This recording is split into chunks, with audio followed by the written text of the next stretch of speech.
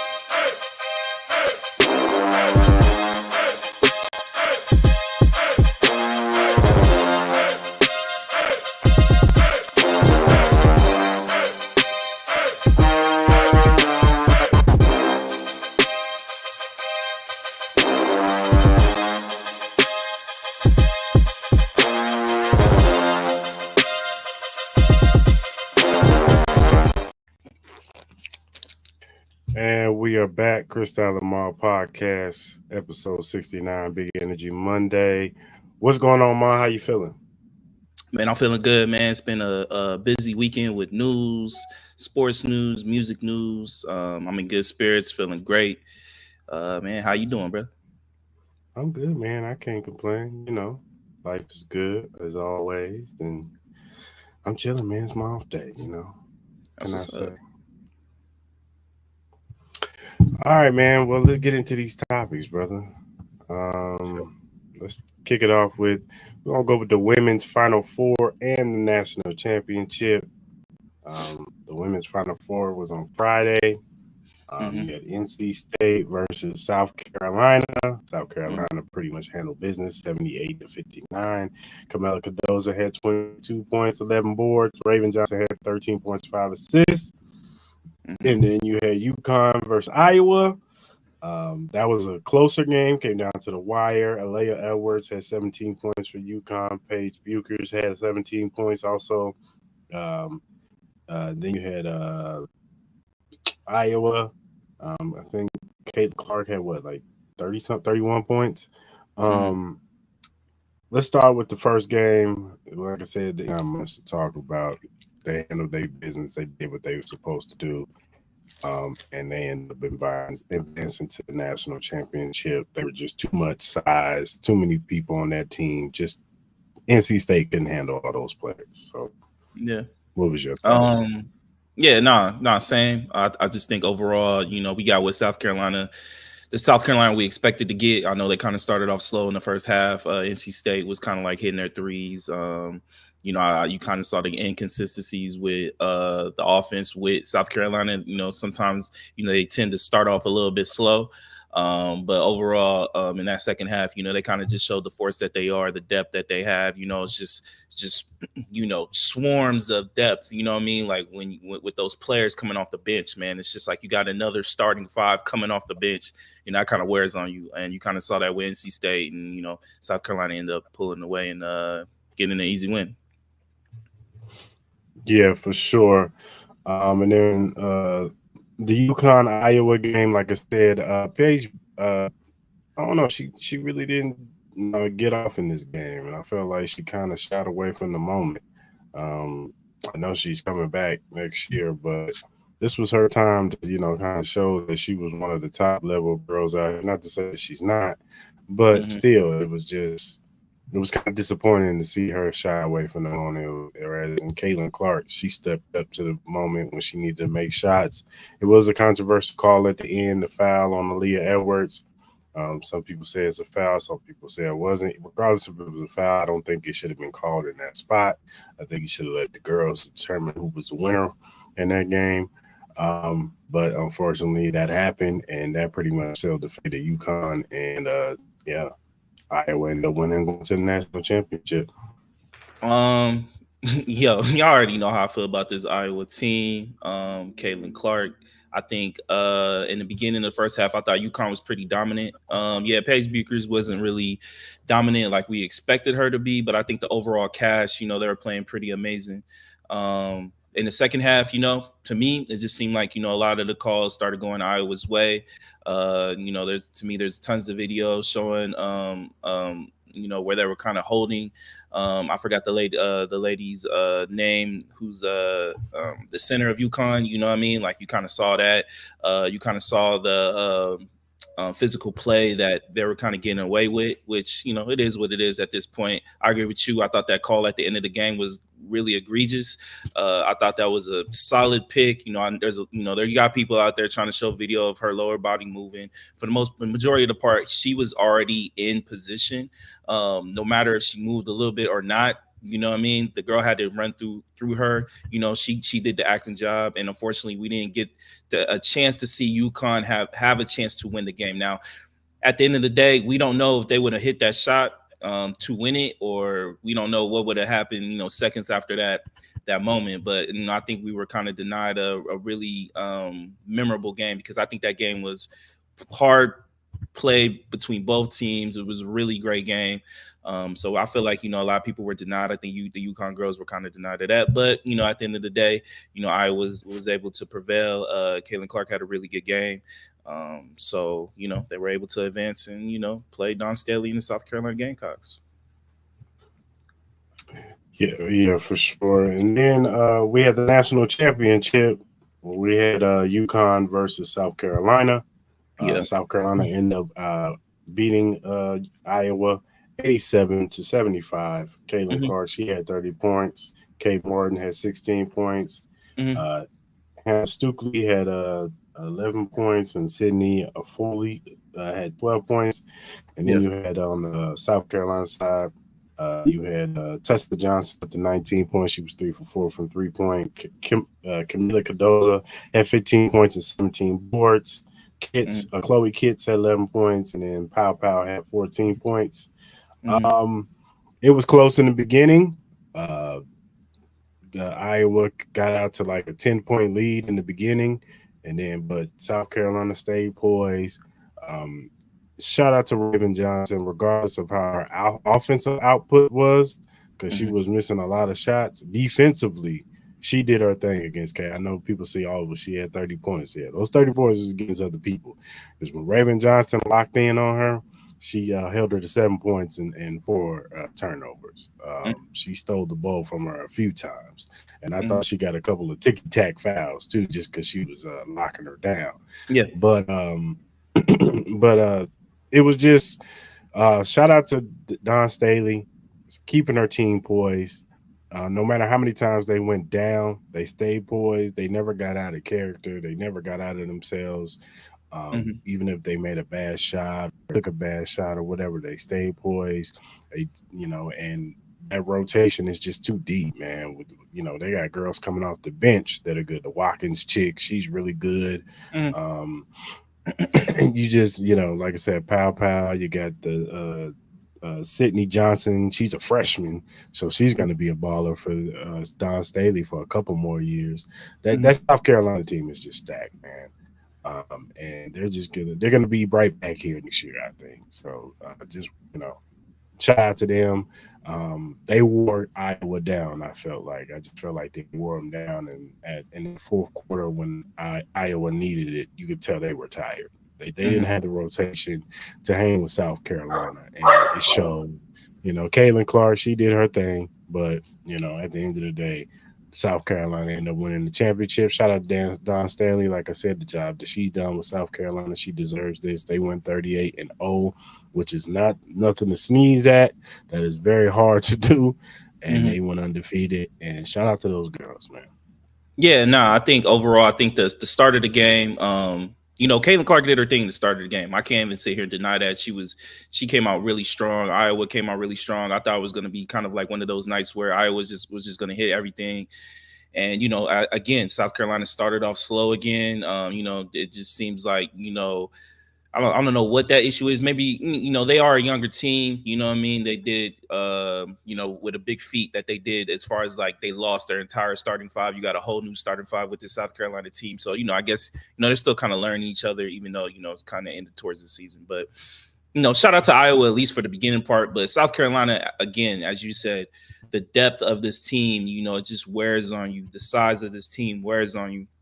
The defense that they played on Caitlin Clark, it was suffocating. You know what I mean? In the beginning of the game, she was able to get those shots off. She was able to, get clear.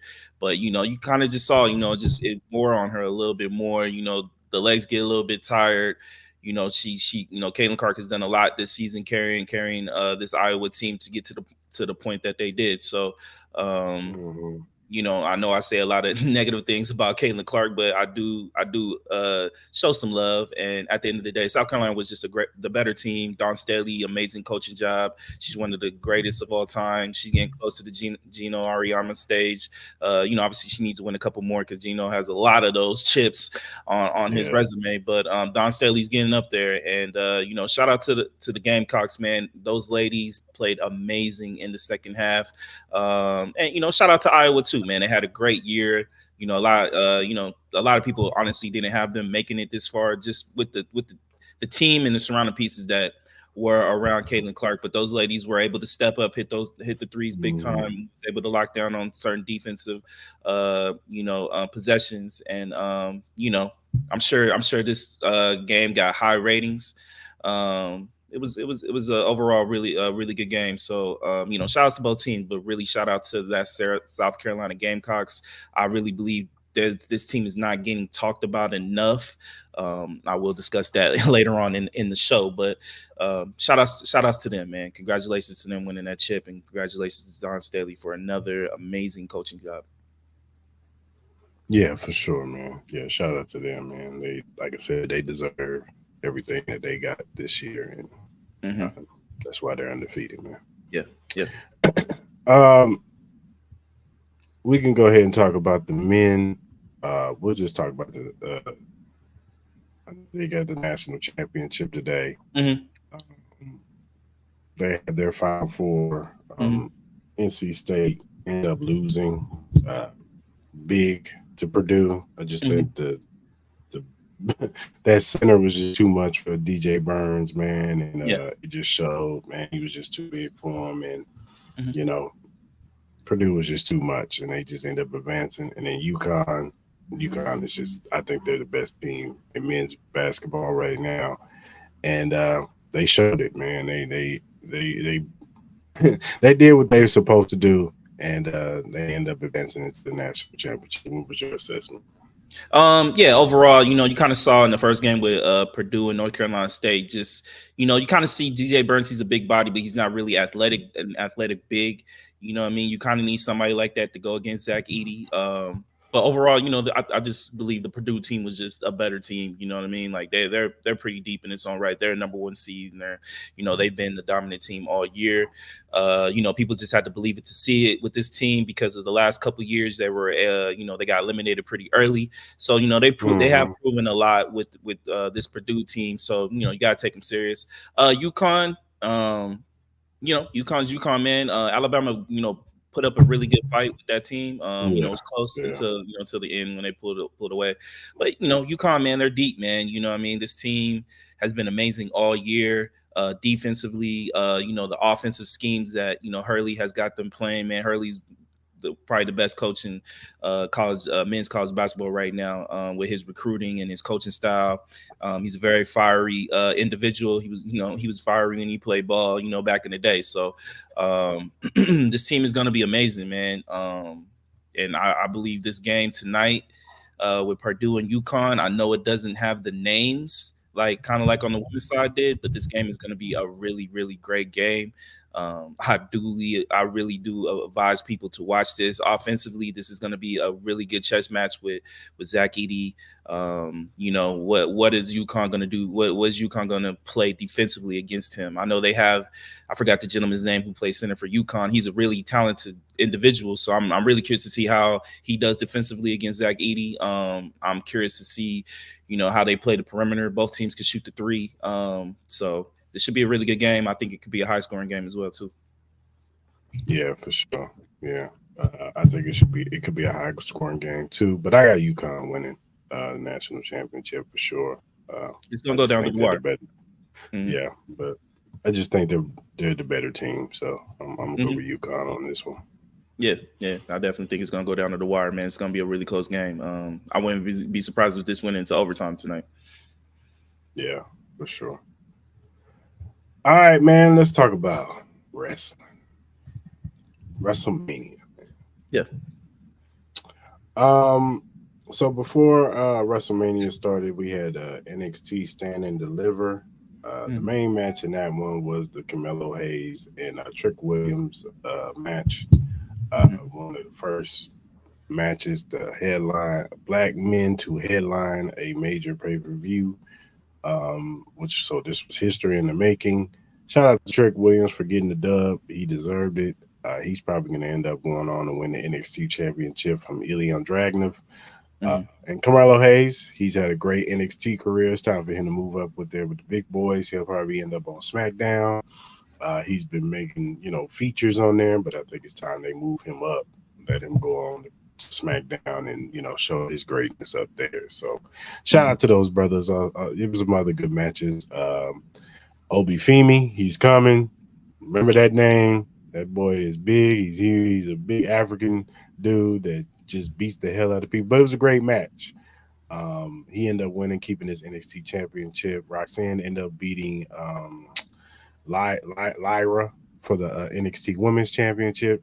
She's officially turned heel, Roxanne, but Mm-hmm. she won the championship and she deserved it. She ended up getting hurt. She never really officially lost it. She got hurt, I think she tore ACL or something like that, or broke a leg or something like that. But Mm-hmm. it ended up making her drop the belt, and so she's got it back, and she deserves a good title run. So shout out to Roxanne. And yeah, man, it was a pretty good night for NXT. But let's talk about the granddaddy of them all, WrestleMania. So night one, you had Rhea Ripley versus Becky Lynch. You had Mm-hmm. Gunther versus Sami Zayn.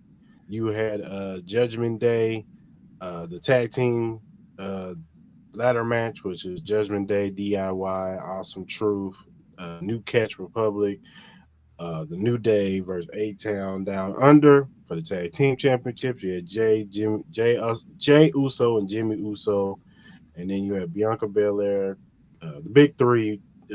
Bianca Belair, Jay Cargill, Naomi versus Damage Control, Rey Mysterio and Andrade versus Santos Escobar and Dominique Mysterio. And then you had the main event, Rock and Roman versus Cody and Seth Rollins. Now, uh, Rhea ended up beating Becky Lynch in a very good match. She ended up retaining. She is the first woman to beat all four of the horsewomen, the four horsewomen, which is Becky Lynch, Charlotte Flair, Sasha Banks, now Mercedes Moné, and Bailey. She's beat all four of them. So she's the first one to accomplish that feat. Those women are known as the creme de la creme when it comes to American wrestlers. Mm-hmm. So female wrestlers or wrestlers, period, wherever you want to say it. But shout out to Rhea Ripley. She deserves it, man. She's definitely a top tier, you know, superstar as far as women's champion and out there. So it'd be interesting to see who her next challenger will be. Um, then you had Gunther versus Sami Zayn. This was a really good match. It was very back and forth. Gunther pretty much actually he controlled the match. He controlled it. Um, it was beating Sami Zayn down, but Sammy pulled it out at the end, hit him with a couple of low high kicks. Gunther kind of got a little cocky, but he hit him with a low high kick when he was trying to get on the top rope. Then he hit him with another one, ended up pinning him, winning the IC champion. Shout out to Mm-hmm. Sami Zayn. He deserves everything he got. Now the tag team match was a little interesting because it was for the undisputed tag team champions. Now they are split up. Their spec you have the SmackDown and the Raw championships. That's what Judgment Day, Damian Priest, and Finn Balor had. So it was two teams that won belts this night. So first It was A-Town Down Under. They won the SmackDown Tag Champions. They ended up getting those belts. And then Miz and R-Truth, Awesome Truth, they won the Raw Tag Team Championships. So it was split up officially. I think that was the whole goal, to split those belts up so they won't be on just one champion. Now you got Raw, who got Tag Team Champions. You got SmackDown, who got their Tag Team Champions. And now we can get them to defend it and all that good stuff. So shout out to both teams. Um, it was a pretty good match. Um, then I'll go with the Big Three versus Damage Control. It was a good match. Jay Cargill looked good as usual. She went out there and showed it. But Bianca Belair did her thing. Naomi did her thing. Shout out to Asuka, Kira Sane, and Dakota Kai. They did their thing too. But at the end, the Big Three ended up winning, putting all of them did their finishing moves on Asuka and Kira Sane, and end up winning the match. So shout out to those ladies. And then you had Rey Mysterio and Andrade versus Santo Escobar and Dominic Mysterio. It was supposed to be Rey Mysterio versus Dragon Lee, but Dragon Lee supposedly got jumped. Carlito found him beat up. We all speculated Carlito was the one who did it because he was jealous because he wanted to be in the tag match. And ultimately, he still did not get picked. Got picked over him. So I'm pretty sure on Friday something's going to happen to Andrade. Um, but at the end of the day, Rey Mysterio and Andrade end up beating Santos and Dominic Mysterio with the help of Jason Kelsey, and Lane Johnson.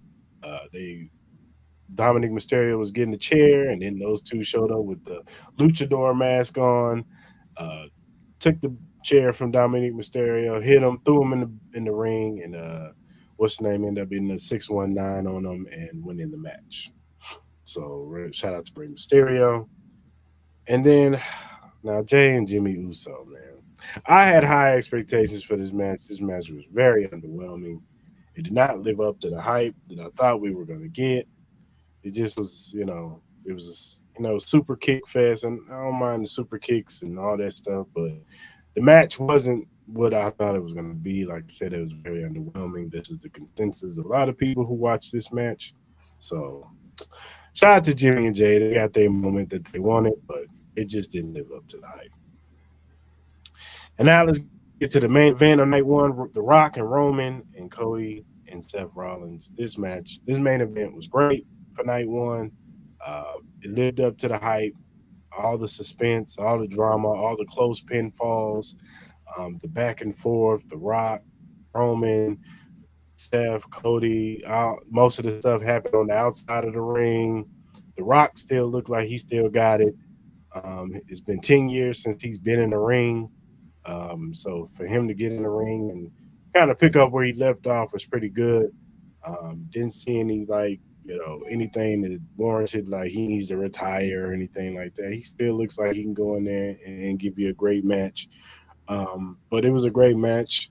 But at the end, The Rock ended up hitting Cody Rhodes at the end, hit the crossroads twice. Hit Cody Rhodes in the back with the belt. Uh, got tagged in, hit him with the rock bottom, hit him with the people's elbow. Well, actually, Roman hit him with a spear, and then he hit him with the people's elbow, and ended up winning the match. And so, with the stipulation of bloodline rules, that goes into night two. So, what was your assessment of night one? Night one, obviously, just kind of getting back into the whole wrestling thing, it was really exciting for me just to get back into it. It was very entertaining. I thought the ladder match with the tag team championship, I thought that was really great. It seemed like I'm not really familiar with R-Truth, but from the crowd's reaction, it seems like they're very into him. So it seemed like a lot of people were excited. So in tune, I started rooting for him. You know what I mean? It was a really great match. I thought it was really exciting. I agree with you with the Uso fight. It was pretty underwhelming in a sense. You know what I mean? I really didn't understand the whole like super kick shit. You know what I mean? Just them going back and forth and all that. But I do understand.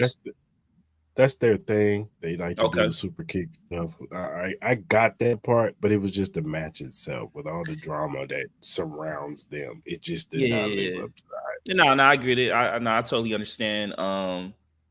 Yeah, I wasn't really too fond of the fight. I understood the story because obviously they did the whole background with the story and all that, and it made me interested in the fight. But I do agree with you. I think it was underwhelming. Um, I thought the Rhea Ripley fight to me was a little underwhelming as well. It was cool, but overall, I didn't think it had any pizzazz to it at all. I was really excited to see her fight. I was really excited to see the 3 black ladies in there, very beautiful women. It was entertaining to me, so I enjoyed that. But to get to the main event, overall, man, it was really good to see Rock back in the ring. I think it was his first time in a long time. I think what did they say, like 8 years or something, that he had like a wrestling match and all that. So just the back and forth between Cody, Rhodes and Seth Rollins and The Rock and Roman Reigns, man, it was really entertaining. It kind of went the way I thought it was going to be. Just the overpowering of Roman Reigns and The Rock. The Rock looked amazing. You know what I mean? No Diddy. He looked really good. For him, especially not wrestling in a long time, but physically he looked great. In the ring, he looked really great. Overall, I thought night 1 was really, really amazing. But night 2, boy, I know you about to explain it, but night 2 was probably my favorite day out of both days. Yeah, so you got night 2. Yeah, Seth Rollins versus Drew McIntyre for the World Championship. You had Io Sky versus Bayley for the WWE Women's Championship. You had LA Knight versus AJ Styles. You had Logan Paul versus Randy versus Kevin Owens. You had the Pride versus the Final Testament. And then you had Roman Reigns versus Cody Rhodes for the Undisputed Championship. So kicking it off, Seth Rollins versus Drew McIntyre. I thought it was a pretty good match. Came out the gate with the Claymore kick. Thought it was going to be one of those matches where Steph was going to lose like real quick, but he ended up kicking out. Drew, took him more so to the outside, started, really kind of beating on them, but they was beating on each other back and forth. Good match. CM Punk, was very intricate in this match because Drew is the one who supposedly took him re-injured his arm that was already injured from the Royal Rumble. That's how they're pushing it. So Drew has been talking mad trash to CM Punk, but we'll get to that in a minute. But Drew ended up winning, hit him with the Claymore kick and ended up winning the match. Shout out to Drew. He got his moment in front of the crowd. When he won the championship, it was during COVID when there was no crowd participation. So he really didn't get a proper title run in front of a crowd. By the time the crowd came back, he had lost his belt. So for him to get that, that moment, and you can see Seth Rollins when he left the ring, he looked back at Drew McIntyre, pointed at him and said, "You deserve this." That's just real stuff right there. So Drew celebrates with his wife. Then he goes over to the table, tries to put it in CM Punk's face, gloat in his face, tell him to take a picture of it. Standing over him, CM Punk, I think he kicked some water in his face or something like that. And CM Punk got mad, knocked him over off the table, started hitting him, beating him, took off his brace on his arm, started beating him up.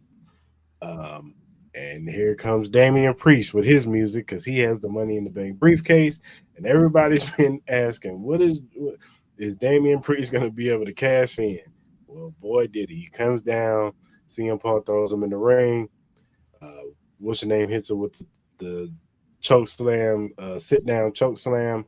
And Damian Priest is now your new world heavyweight champion. Shout out to Damian Priest. That briefcase has been hovering over like a dark cloud, but he finally got to cash it in, and it was successful. It'd be interesting to see how long he keeps the belt, but because I think they want to put it on CM Punk eventually, or maybe even Gunther. Yeah, shout out to Seth Rollins and Drew for putting on a dope match, and shout out to Damian Priest. He got the belt. Then you had Io Sky versus Bayley. Now this match, I ain't gonna lie, it surprised me because it was straight up Nobody came out. No Damage Control came out to help Io Sky whatsoever. It was a straight up those two went at a match.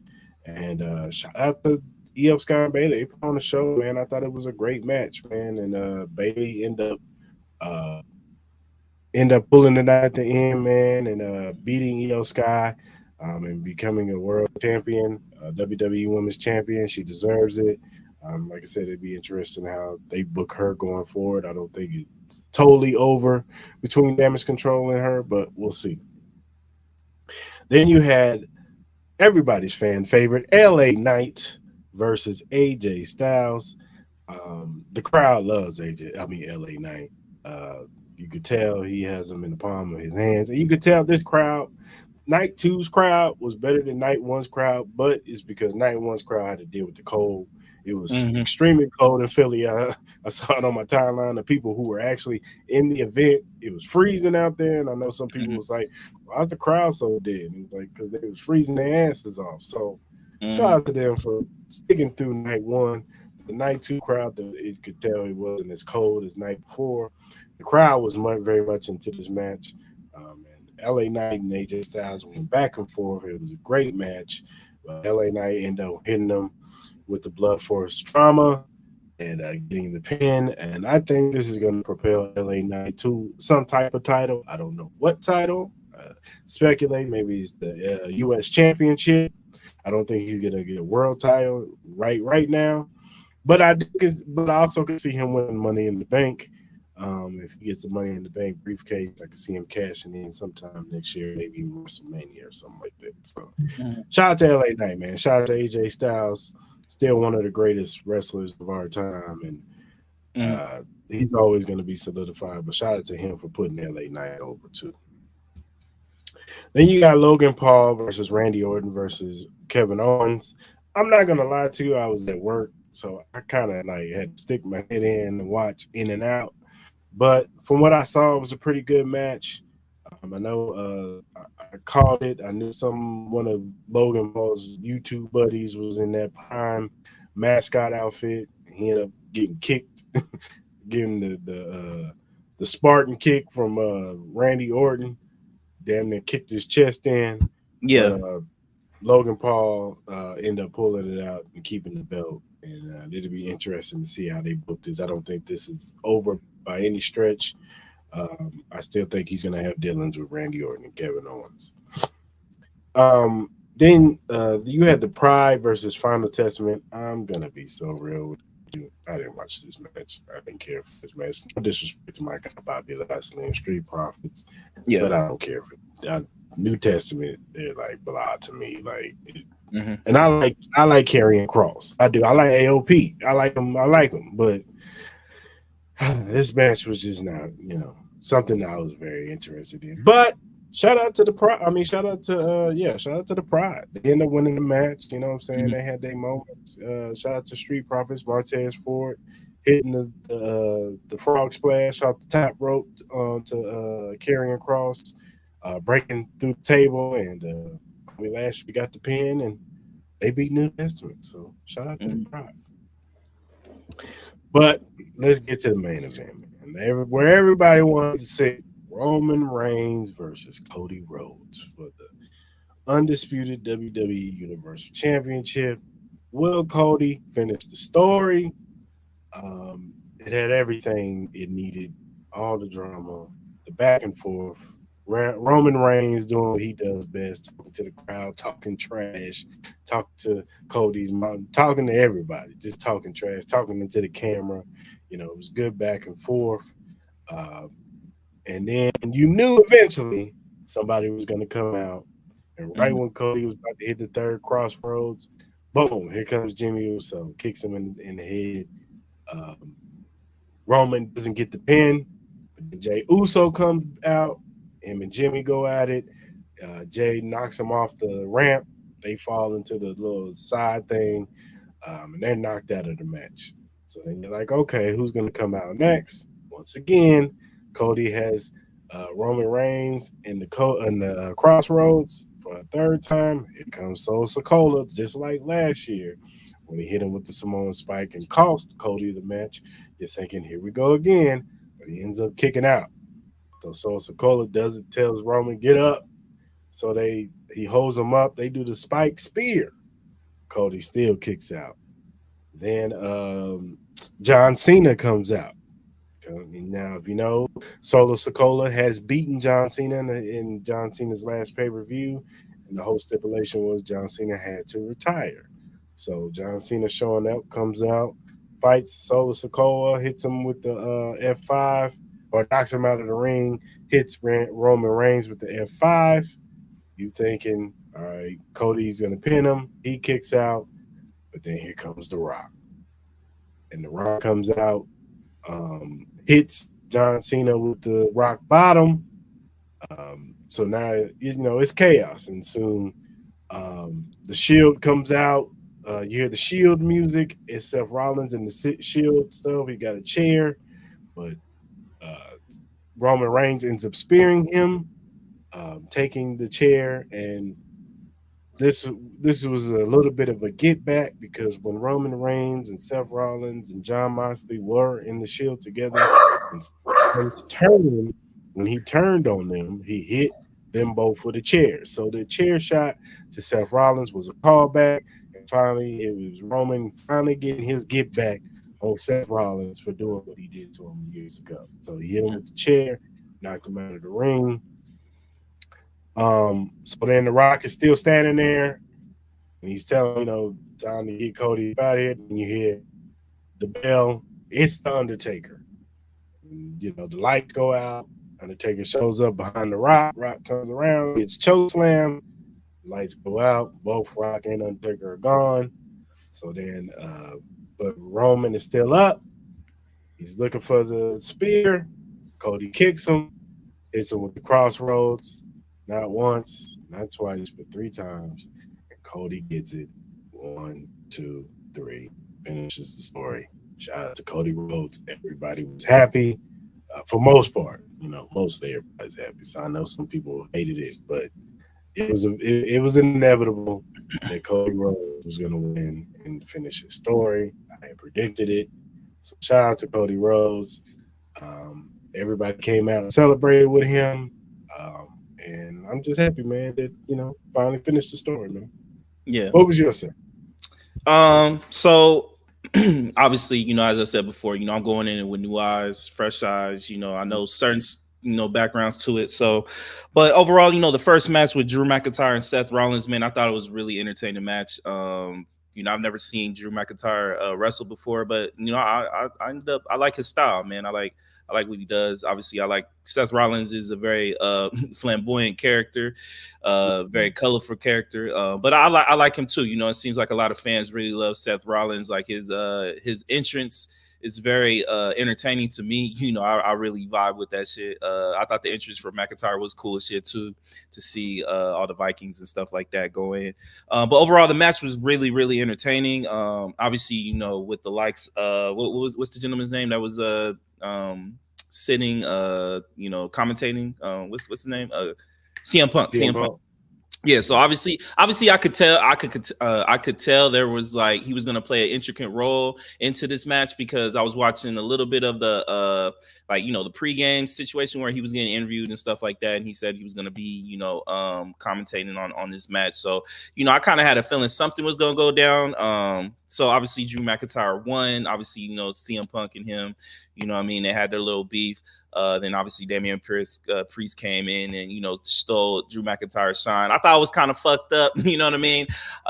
Just for him to have that quick shine. Obviously, I saw the whole storyline with him not being able to celebrate his winning a belt in front of fans. So now he finally had the opportunity, him going kissing his wife and all that, and the next thing you know, it's stripped him real quick. So I thought it was kind of fucked up, but I get it, probably had something to do to further the storyline or whatever's going on between him and CM Punk. So I thought that was cool. I thought the Pride and the Final Testament matchup. Obviously, I thought the most entertaining thing with that was Snoop Dogg commentating. I thought my man was fucking hilarious during that whole time. But overall, I thought the match was really good. I was really entertained by that match. Obviously, I don't know the whole storyline between the Pride and the Testament. I don't know what the whole ordeal is. I don't know. Maybe it was just faction versus faction. I'm trying to set that up. They've been going at it for a good month. So okay, cool. But overall, I thought the match was really entertaining. I vibed with that. LA Knight, I did see kind of like, how the crowd interacts with LA Knight. I kind of understand your mentionings of, he has him at the palm of his hands in a sense, because every time, he hit, they did the, I think what they were saying, or something like that. So I could tell he was definitely like top tier fan favorite. Everybody loves him. But overall, I thought the match was really good. Huh? They call him Stone Rocks. Stone Rocks. Because you can tell that he's heavily influenced by Stone Cold. Yeah, no, I could see it just like kind of his get up and all that type of stuff like that. AJ Styles, I haven't watched too much of his wrestling matches, but he's a very entertaining wrestler. You know what I mean? Like just kind of like watching WrestleMania and trying to get reacclimated into the whole scene. I came out loving a lot of these wrestlers, man. The style, the way they wrestled, the flow of the matches, man. I thought it was really great. The Logan Paul, Kevin Owens, Randy Orton match. I was low key deep down rooting for Randy Orton. I love Randy Orton. I love his style. I've always been a big fan of Randy Orton. So I was kind of hoping he would win, but I get Logan Paul kind of sells right now. He's kind of like the big enemy right now. No one's really a fan. I thought it was really hilarious with the whole I Show Speed shit where Randy Orton fucked him up at the end and did his whole barking thing. I thought that was hilarious. So good match overall. The Bailey Io Sky, I kind of went in it. I was like, I don't know who these chicks are. I'm not really familiar with it. I out of that whole match, I really became a big fan of Io Sky. I love her style, man. She's a very entertaining wrestler. I was low key ended up rooting for her. I guess Bailey was kind of like the more fan favorite, I guess, in a sense. But out of that match, I became a big fan of Io Sky. Well, look, I'm looking forward to see more of her matches. I thought she put on one of the best performances, I think, out of a lot of wrestlers out there. I thought she was really good.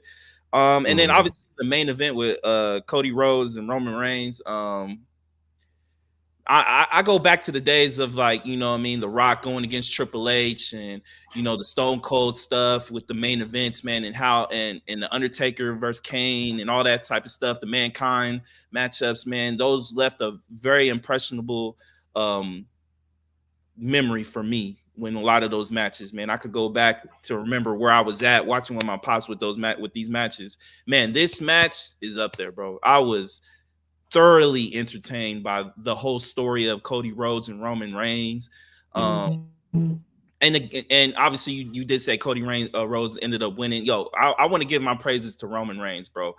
Roman Reigns was amazing. I felt low-key kind of bad for him, kind of sad. I saw videos of him, hugging what's my man's name? His manager, what's his name? Paul Heyman. Paul Heyman. I thought it was very emotional. I was kind of sad to see him lose like that. I know he had a long reign, but I kind of got from you when you was kind of like giving me the background of the whole story of that eventually this was going to happen. Overall, the match was amazing. The suspense was great. Seeing John Cena and The Rock in the ring facing each other, old memories, man, brought back a lot of vibes, man. Obviously the surprise with the Undertaker, when I heard that music, I was like, oh shit, Taker's back, bro. And he did the choke slam with The Rock. I'm honestly a really big fan of the Final Boss version of The Rock. I love that. I love that version of The Rock. I think it's really cool. Rock is I'm a really big Rock fan. I'm a big Razor Ramon fan, Shawn Michaels fan, Stone Cold. I saw on the timeline that people were kind of hoping it was going to be Stone Cold. But I think Undertaker is just as big. You know what I mean? If it would have been Stone Cold, I might have lost my seat. Because Stone Cold's music is so fucking iconic with the breaking of the glass. He came out Stone and stunned Rock. Yeah. But obviously, shout out to the Undertaker. Shout out to the Undertaker. There's no disrespect at all. I was really excited to see Taker. You know what I mean? I know he's not wrestling no more. But it was really dope. his entrance is so super iconic. You know, the lights got Right. dark. You know what I mean? The Rock, you know, talking his shit. I thought Rock was in his prime talking shit. This whole thing, the vibe of him, like that. I thought the shit was cool. But you know, seeing Cody Rhodes win this match, I think it's great. You know what I mean? I saw some things where in the press conference where kind of Triple H was kind of saying like, you know, they're gonna do big things for Roman Reigns. He's gonna go through a whole new storyline. I'm kind of curious to see what happens tonight in Raw. Obviously, I'm sure Cody Rhodes is gonna come out with the belt. I'm kind of curious to see what direction they go with his kind of story. Obviously, that story between Rhodes and Roman Reigns is gonna be kind of nil for a while. Obviously, they want to kind of move past on that. I wouldn't be surprised if years down the line, if you know those guys are still, you know, in the competitive scene, I wouldn't be surprised if that storyline comes back years from now. But you know, overall, man, night 2 was fucking amazing. I give it a solid 10 out of 10. I posted it on underneath your tweet that I'm back, baby. You know what I mean? Like I was really entertained. Another great thing I know that I got from this is my girl was actually used to watch fucking wrestling back in the day. So, you know, me and her just sitting chilling on the couch watching, you know, she kind of went in and out, like she wasn't really too into it like me, but it was just kind of a cool moment, you know, hearing from her that, you know, she used to go to fucking WWF wrestling events, you know what I'm saying? So she kind of watched it with me. So that was a cool moment between me and her. Yeah, man, honestly, man, overall, man, this weekend was, I haven't had that much fun watching wrestling in a long time. So I'm kind of want to get invested back into it, man. I want to like, you know, kind of, you know, get back in the flow of watching Raw, watching SmackDown. Obviously, you know, they have, you know, they're coming in with Netflix next year. So I'm excited to see, you know, how the WWE goes with, you know, them kind of going more into an uncensored route with Netflix. So I'm kind of curious to see how that goes. I hope the final boss Rock continues to keep going on. I hope, you know, I know he has a lot of shit going on, so I know he's going to be kind of in and out, but hopefully he can kind of keep in there, maybe not wrestling in a sense, but just his overall character. I think it will be kind of dope. So man, kudos to Triple H, man. I know he's kind of like, you know, the head piece of, you know, as far as like, you know, creating the storylines and, you know, putting certain pieces in the direction that he wants to go in. So shout out to him, man. Overall, man, this was a great showing. I'm kind of curious though. I know night 1 they were in the cold atmosphere. I'm surprised. Like I feel like with April months, I feel like it's getting weirder and weirder with this weather situation. Do you think they'll get to a point where they kind of just, you know, want to keep these in like warmer weather states or, you know, in dome type of things, or you think they'll just continue putting it wherever they, you know, see fit? I just think they're going to continue to put it wherever they see fit. I think they just want to hit certain markets. You know, they do the numbers on that and analytics, and they probably see that Philadelphia is a big crowd for you know, WWE. So, so you know, that's how they pick their WrestleManias or whatever. So, I'm pretty sure. I think in the past, Philly has always been a good crowd. So, no, the crowd was amazing. I know it sucks with the weather and all that stuff, but you know, it is what it is, man. I just think WWE's like, man, they're gonna show up because for real. Like obviously, like WWE is one of the few things next to UFC where they can literally announce a pay-per-view or whatever or an event and it's gonna sell out without even knowing the fucking card. So they have that power. It seems like the popularity of wrestling is it seems like it's getting back to how it was in the Attitude Era to me. You know what I mean? Just the overall depth of wrestlers. Like I said, I became a big fan of a lot of these wrestlers that I've never seen before. You know what I mean? So that makes me want to be more invested into what's going on. You know what I mean? Obviously, you know, you have certain people who wonder why people watch wrestling. You know what I mean? It's just the entertainment value of it, man. It's no different from you watching, you know, a reality TV show. You know, that shit's scripted, a movie scripted, television shows are scripted. To me, it's just another version of a television show, just in a wrestling format. You know what I mean? So, you know what I mean? Like we all gravitated toward those Attitude Era days with, you know, the Generation X, the Stone Cold Vince McMahon shit, NWO situations, you know, The Rock going against Triple H or, you know, going up against DX and all that, you know, you gravitate towards that shit. So that's it, man. Kudos. The next WrestleMania that's out here in Vegas, I know they kind of hinted at that coming soon. I will be there. I need close seats though. I know them shits is expensive. I'll keep looking at the ticket prices for WrestleMania just to kind of gauge like what the price would be for like kind of like close to the ring shit. Them shits is fucking expensive as fuck. But I'm sure that's probably a cool experience, being right next to the ring. I saw Drewski there. I saw, 2 Chainz was there. You know what I mean? I saw West Side Gun. He was in the corner. So obviously, he's always there. Obviously, he implements a lot of the wrestling culture into his raps and shit like that. So, but obviously, I saw Vanessa Huggins there. You know what I mean? You see, even the females seem like they into this shit, man. So, man, wrestling's in a good spot, man. I said I'm excited to kind of get reacclimated back into it, man. Shout out to my boy Cris, man. He kind of, got me, into it, man. And I'm really happy. I just gotta get you to start watching some AEW. Yeah, man. Yeah, man. I'm excited to get back into it, man. Shout out to WWE, man. Great work. And I think we're gonna get the Rock and Roman feud at SummerSlam. I do. Think so? I do.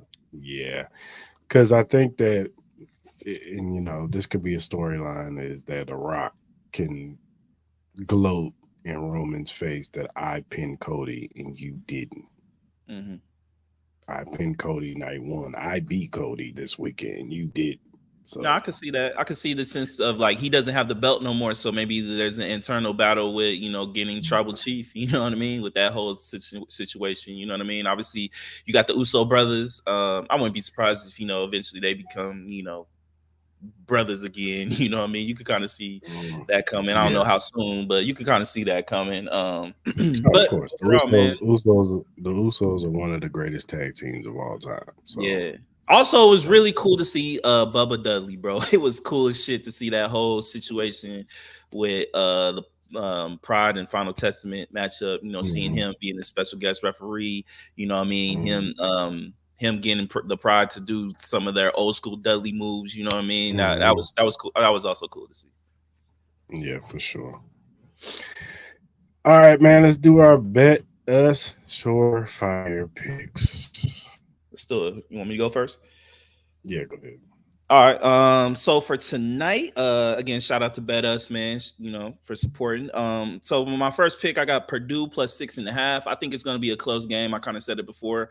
Tonight, I think UConn will win this game, but I think it's going to be a really close battle to the end. I said I wouldn't be surprised if this thing went into overtime. So shout out to them. Another thing, NBA. I get it's NCAA championship, but come on, man. No NBA games tonight is ridiculous. Come on. You play games with the women's championship. You can do it with the men's too. I get you trying to put more light to it, but still. So for tomorrow, I like the Clippers money line. They go up against the Suns. This is also kind of like a personal pick for me because I would love to see the Suns lose because it gives my Lakers a chance to get the 6th seed.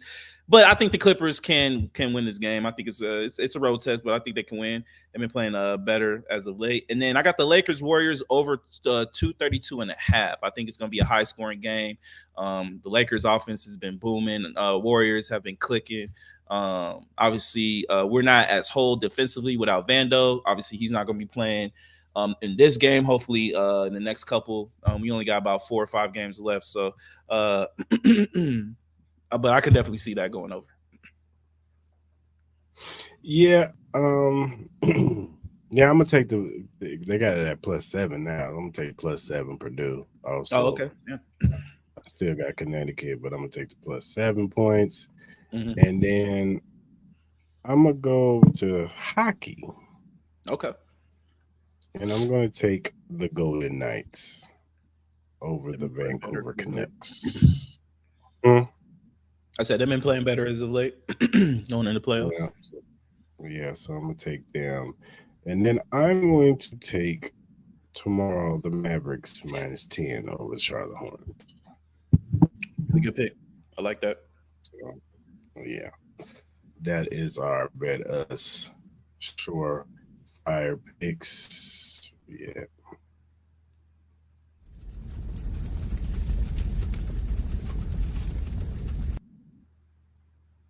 If you go to our YouTube channel or our Twitter page, it's at the top link. If you click on the direct link, you'll see sign up with BetUs. But this is only for new users.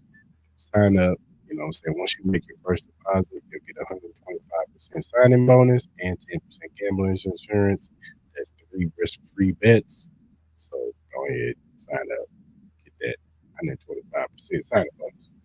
Mm-hmm. All right, man.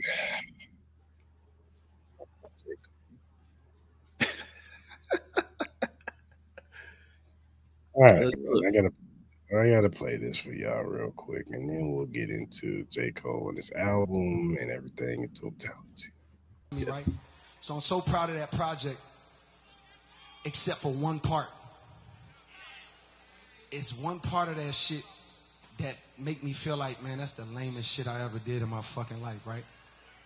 And I know this is not what a lot of people want to hear. I know I can hear my niggas up there right now like, nah, don't do that. But I got to keep it 100 with y'all, right? I damn near had a relapse, right? Because y'all heard some shit that happened 3 weeks ago, however long it was. Y'all heard that bazooka that was dropped on the motherfucking game, right? So all of this time of me moving on my own accord, for the first time I was tested. Why am I tested? Because I got the world and I got my niggas like, what you gonna do, Cole? My niggas like, boy, I must have had 1,000 missed calls. Oh my fucking God. Text flooded. I couldn't even answer my shit. Nigga, it's wartime. Right? Niggas want to see blood. And I was conflicted because, one, I know my heart, you know what I mean? And like, I know how I feel about my peers, these two niggas that I just been blessed to even stand beside in this game, let alone chase their greatness, right? So I felt conflicted because I'm like, bro, I know I don't really feel no way, but the world want to see blood. I don't know if y'all can feel that, but the world want to see blood. So I say all of that to say, in my spirit of trying to like get this music out, I ain't gonna lie to y'all, I moved in a way that I feel spiritually feel bad on me. Like I try to like jab my nigga back and I try to keep it friendly. But at the end of the day, when I listen to it and when it comes out and I see the talk, that shit don't sit right with my spirit. That shit make me feel, that shit disrupts my fucking peace. So what I want to say right here tonight is in the midst of me doing that and in that shit, trying to find a little angle and downplay this nigga's fucking catalog and his greatness, I want to say right now tonight, how many people think Kendrick Lamar is one of the greatest motherfuckers to ever touch a fucking microphone? Dreamville, y'all love Kendrick Lamar, correct? As do I. So I just want to come up here and be like, publicly be like, bruh, that was the lamest, like, goofiest shit. And I say all that to say, it made me feel like 10 years ago when I was moving incorrectly. And I pray that God aligned me back up on my purpose and on my path. You know what I mean? I pray that my nigga really didn't feel no way. And if he did, my nigga, I got my chin out. Take your best shot. I'm going to take that shit on the chin, boy. Do what you do. You know what I mean? Like, all good. Like, it's love. And I pray that, y'all are like, forgive a nigga for like the misstep and then I can get back to my true path. Cause I ain't gonna lie to y'all. The past 2 days felt terrible. Like, it let me know how good I've been sleeping for the past 10 years. So all of that to say, man, I wanna now perform the song that's a reminder to me of. Enough of that. No. So J. Cole dropped I Might Delete Later on Friday. Now everybody was like, oh, J. Cole just drops us a little surprise, huh? And of course, you know what everybody was thinking. He's got to have a response on here. And he did. He had a song called 7 Minute Drill where he questions Kendrick's discography. Pretty much says the first album was a classic, Good Kid, Mad City. He said that To Pimp a Butterfly was trash, pretty much, put everybody to sleep. The third album was massive, and his last one was not that great, wasn't really mentioned, whatever. So everybody speculating, the J. Cole fans are saying, oh man, that was just, warning shot. It's a warning shot. He's just waiting for Kendrick to hit him hard.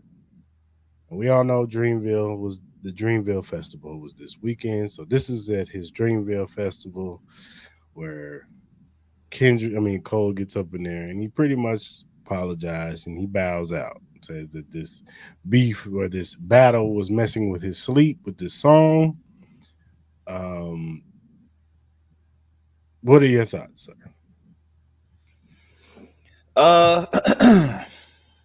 Obviously there's a lot of layers to this. I'm gonna start off by saying, like, J. Cole is an amazing rapper. You know, he puts on, Dream Fest. Overall, when he released that I Might Delete Later album, overall, when I first listened to it, I listened to the 7-minute drill. I listened to all the songs. I thought it was a really solid album. I thought the diss in its own was kind of like contradicting in a sense, because you're sitting here saying that To Pimp a Butterfly was a snooze that'll put a lot of people to sleep, that people people gassed it up to the point of the notoriety that it's getting. It's just contradictory in a sense, because the literal sense of what you rapped about, it could be rapped about you. So I just thought, and then overall, like, I like the song, but overall, I just thought that this was just kind of like, it was cool. I think it will be here. I think people are gonna hype it up. You know what I mean? I think you're gonna get a lot of Drake stands to build this shit up, because it's funny to me. A lot of those same Drake fans, before J. Cole and Drake got all buddy, started going on tour, did the first person shooter song. You know what I mean? You could kind of saying the same thing about J. Cole's music, that he puts you to sleep.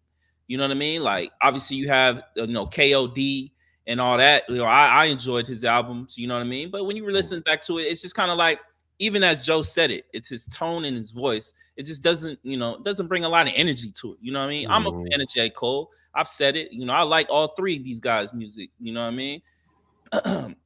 So for him to, put out First Person Shooter, for him to call himself Muhammad Ali, and then literally apologize after you literally just dropped an album to kind of combat what Kendrick said on I Like That, what Future did, what Metro Boomin did. Look, respectfully, I think it's kind of weak. I think we live in a society where people don't want to, like, look, we ain't asking for bloodshed. You know what I mean? We ain't asking for motherfuckers to go and shoot motherfuckers up. J. Cole ain't like that. Kendrick like that. And Drake ain't like that. Let's stop. Overall, but we were literally in a position to get one of the greatest rap battles of all time, in a sense of just the hypeness of Cole, Kendrick, and Drake. Whether it was a situation of Cole and Drake teaming up against Kendrick, you got the whole Pusha T aspect of this, you got the Future aspect of this, you got the Metro Boomin piece of this. It could have just galvanized a whole genre that's been kind of lackadaisical for the last year or two.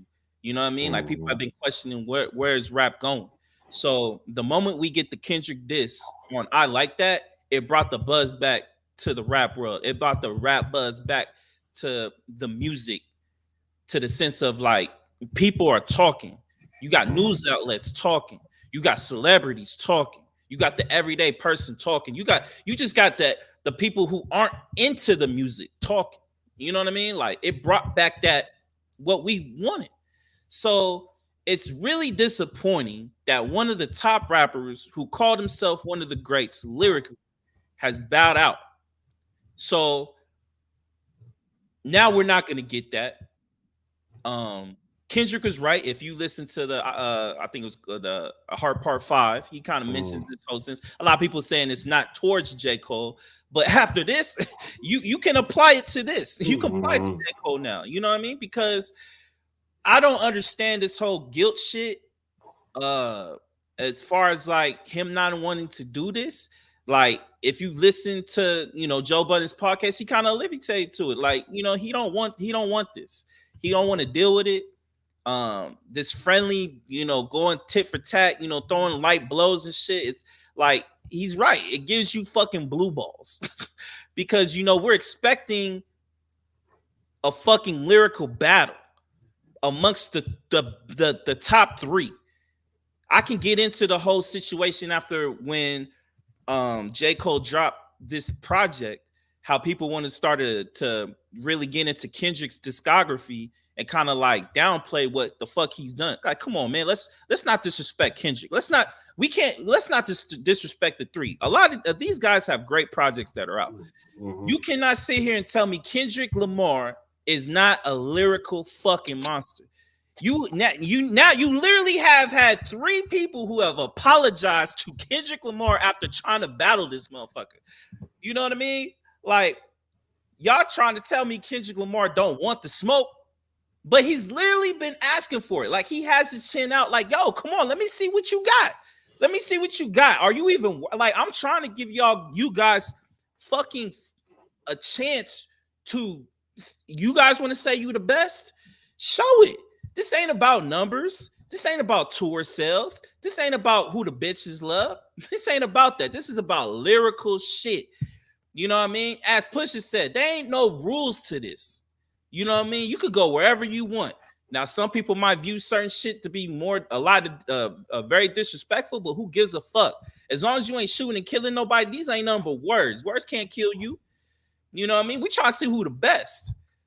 And now, for some reason, this genre of this era of rap is fucking I ain't gonna say mentally weak. I don't want to use that word because, you know, people go through mental shit. I understand that, but it's at its weakest point at this point. It's very disappointing that we can't get a simple rap battle amongst the three best. It has been denied. So now we gotta hope that Drake, you know, Drake has been sending a lot of subliminals, but at the end of the day, Drake is the same person who literally had to call LeBron James over the Pusha T diss. And we're expecting something from Drake? Really? What are y'all expecting? What has Drake done these last couple years that makes you think he can go blow for blow with Kendrick Lamar?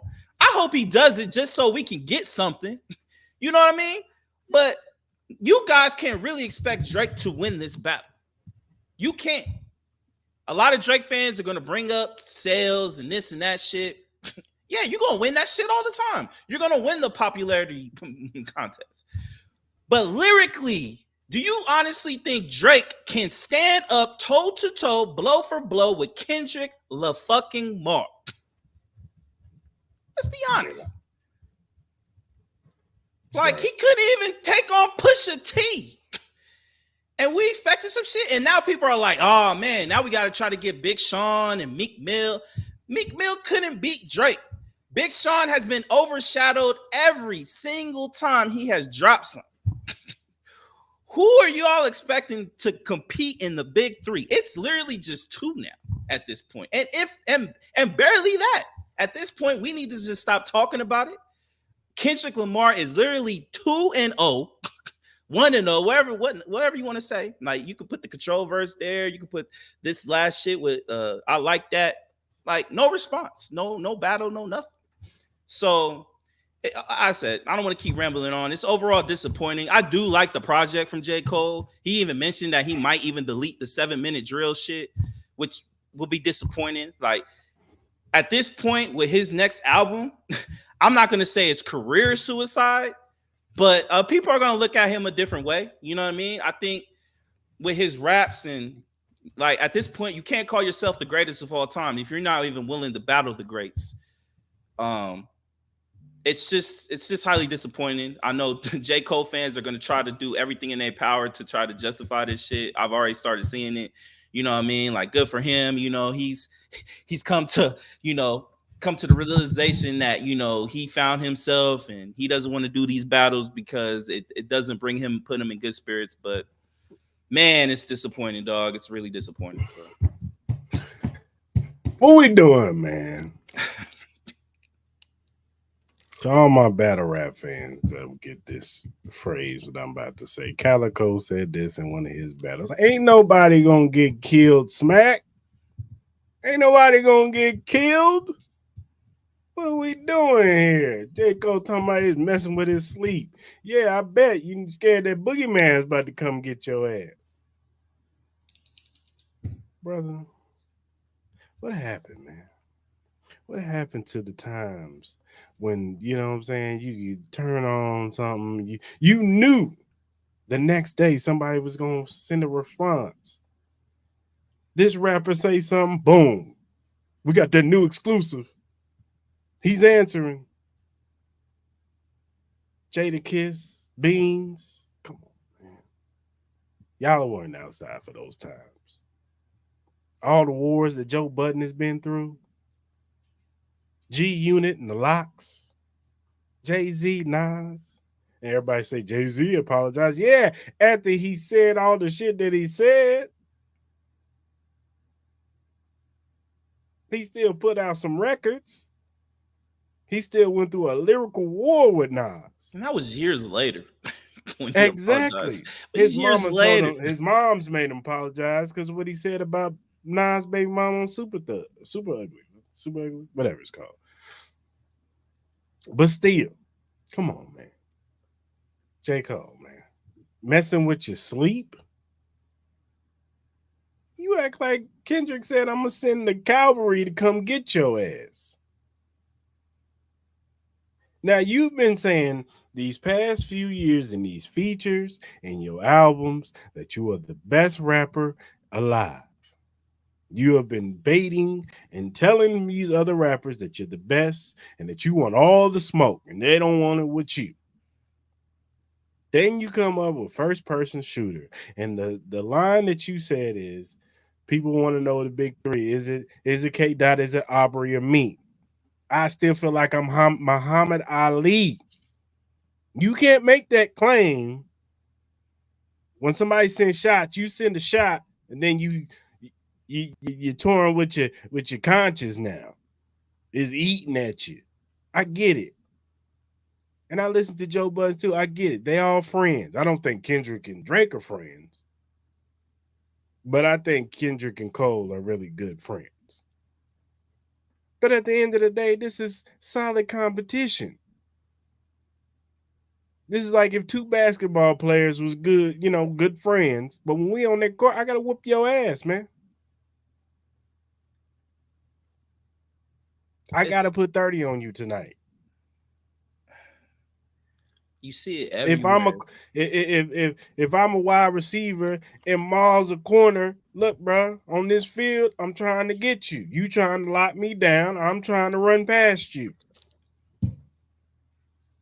We can get a beer after the game.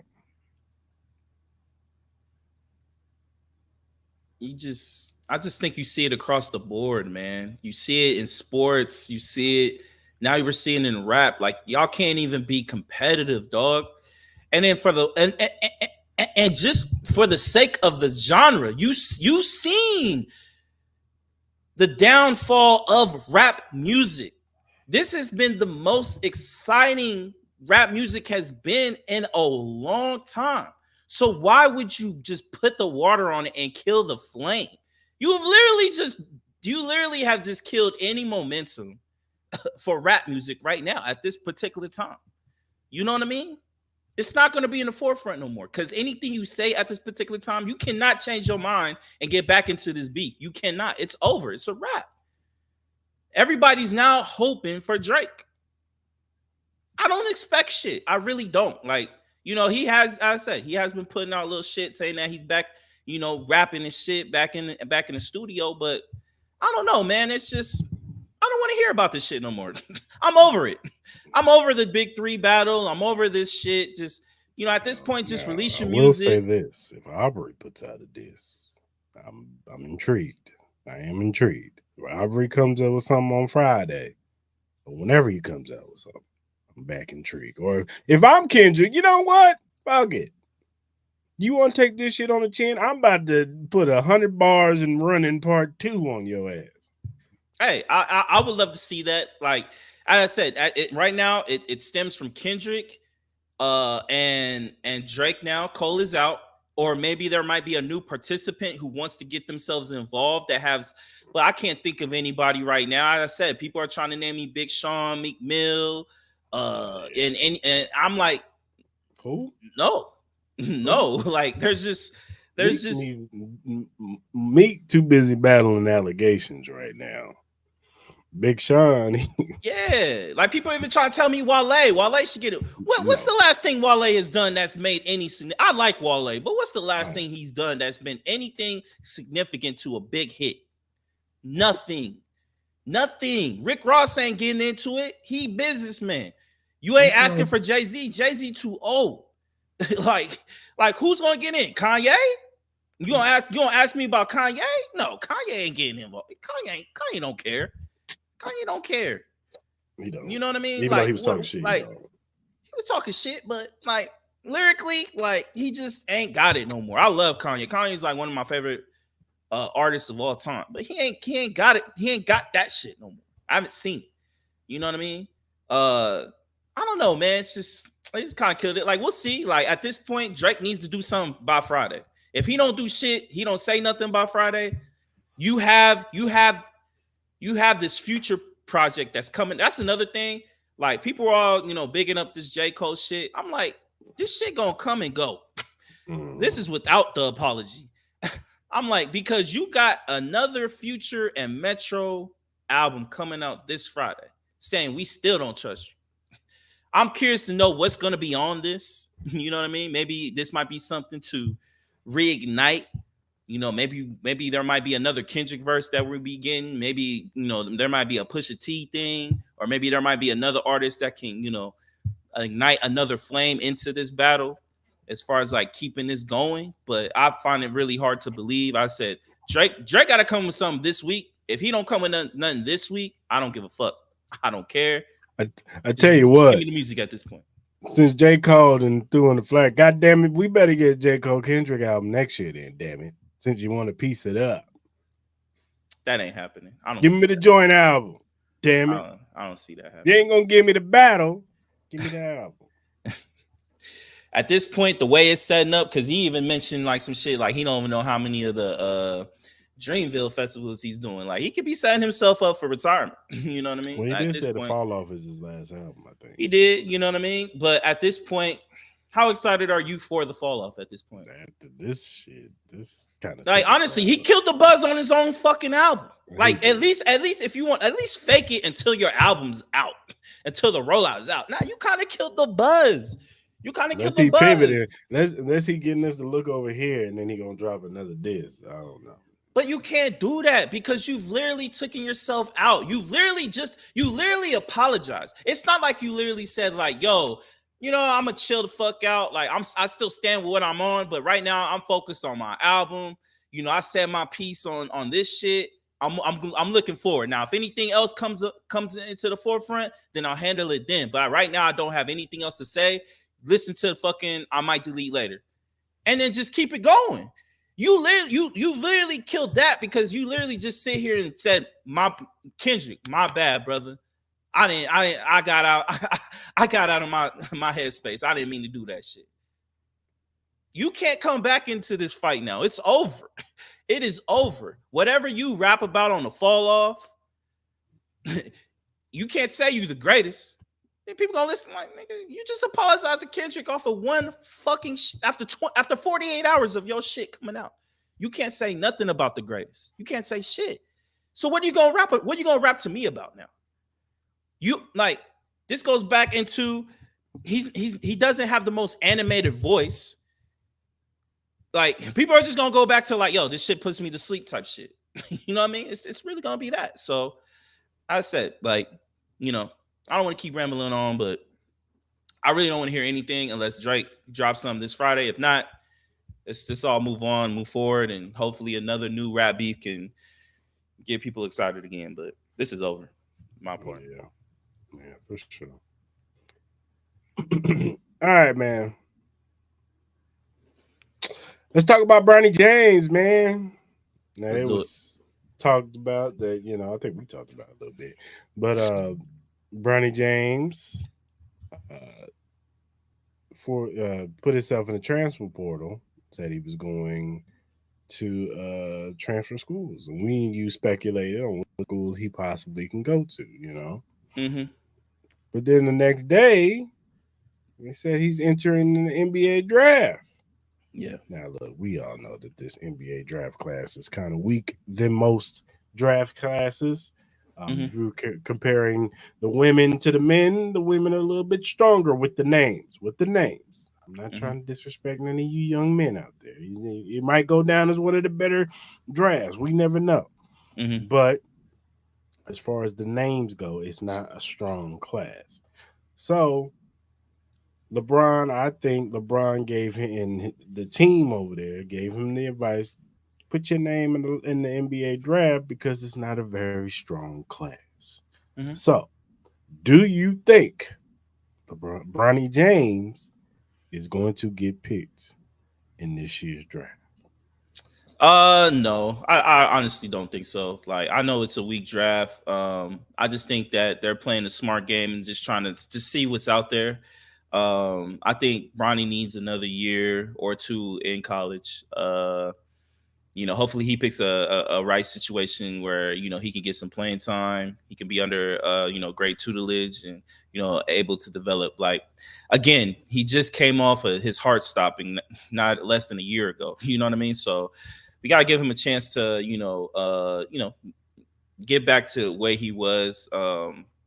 I could honestly see him going to Oregon with the ties to Nike. You got the Nike money out there.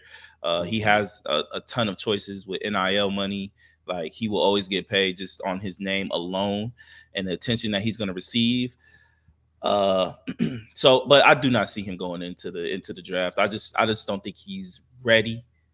But again, I've been surprised before and I've been wrong before, so I don't see it. Yeah, I don't see him getting drafted either. Um, like I said, I think this is more so just him seeing where he stands.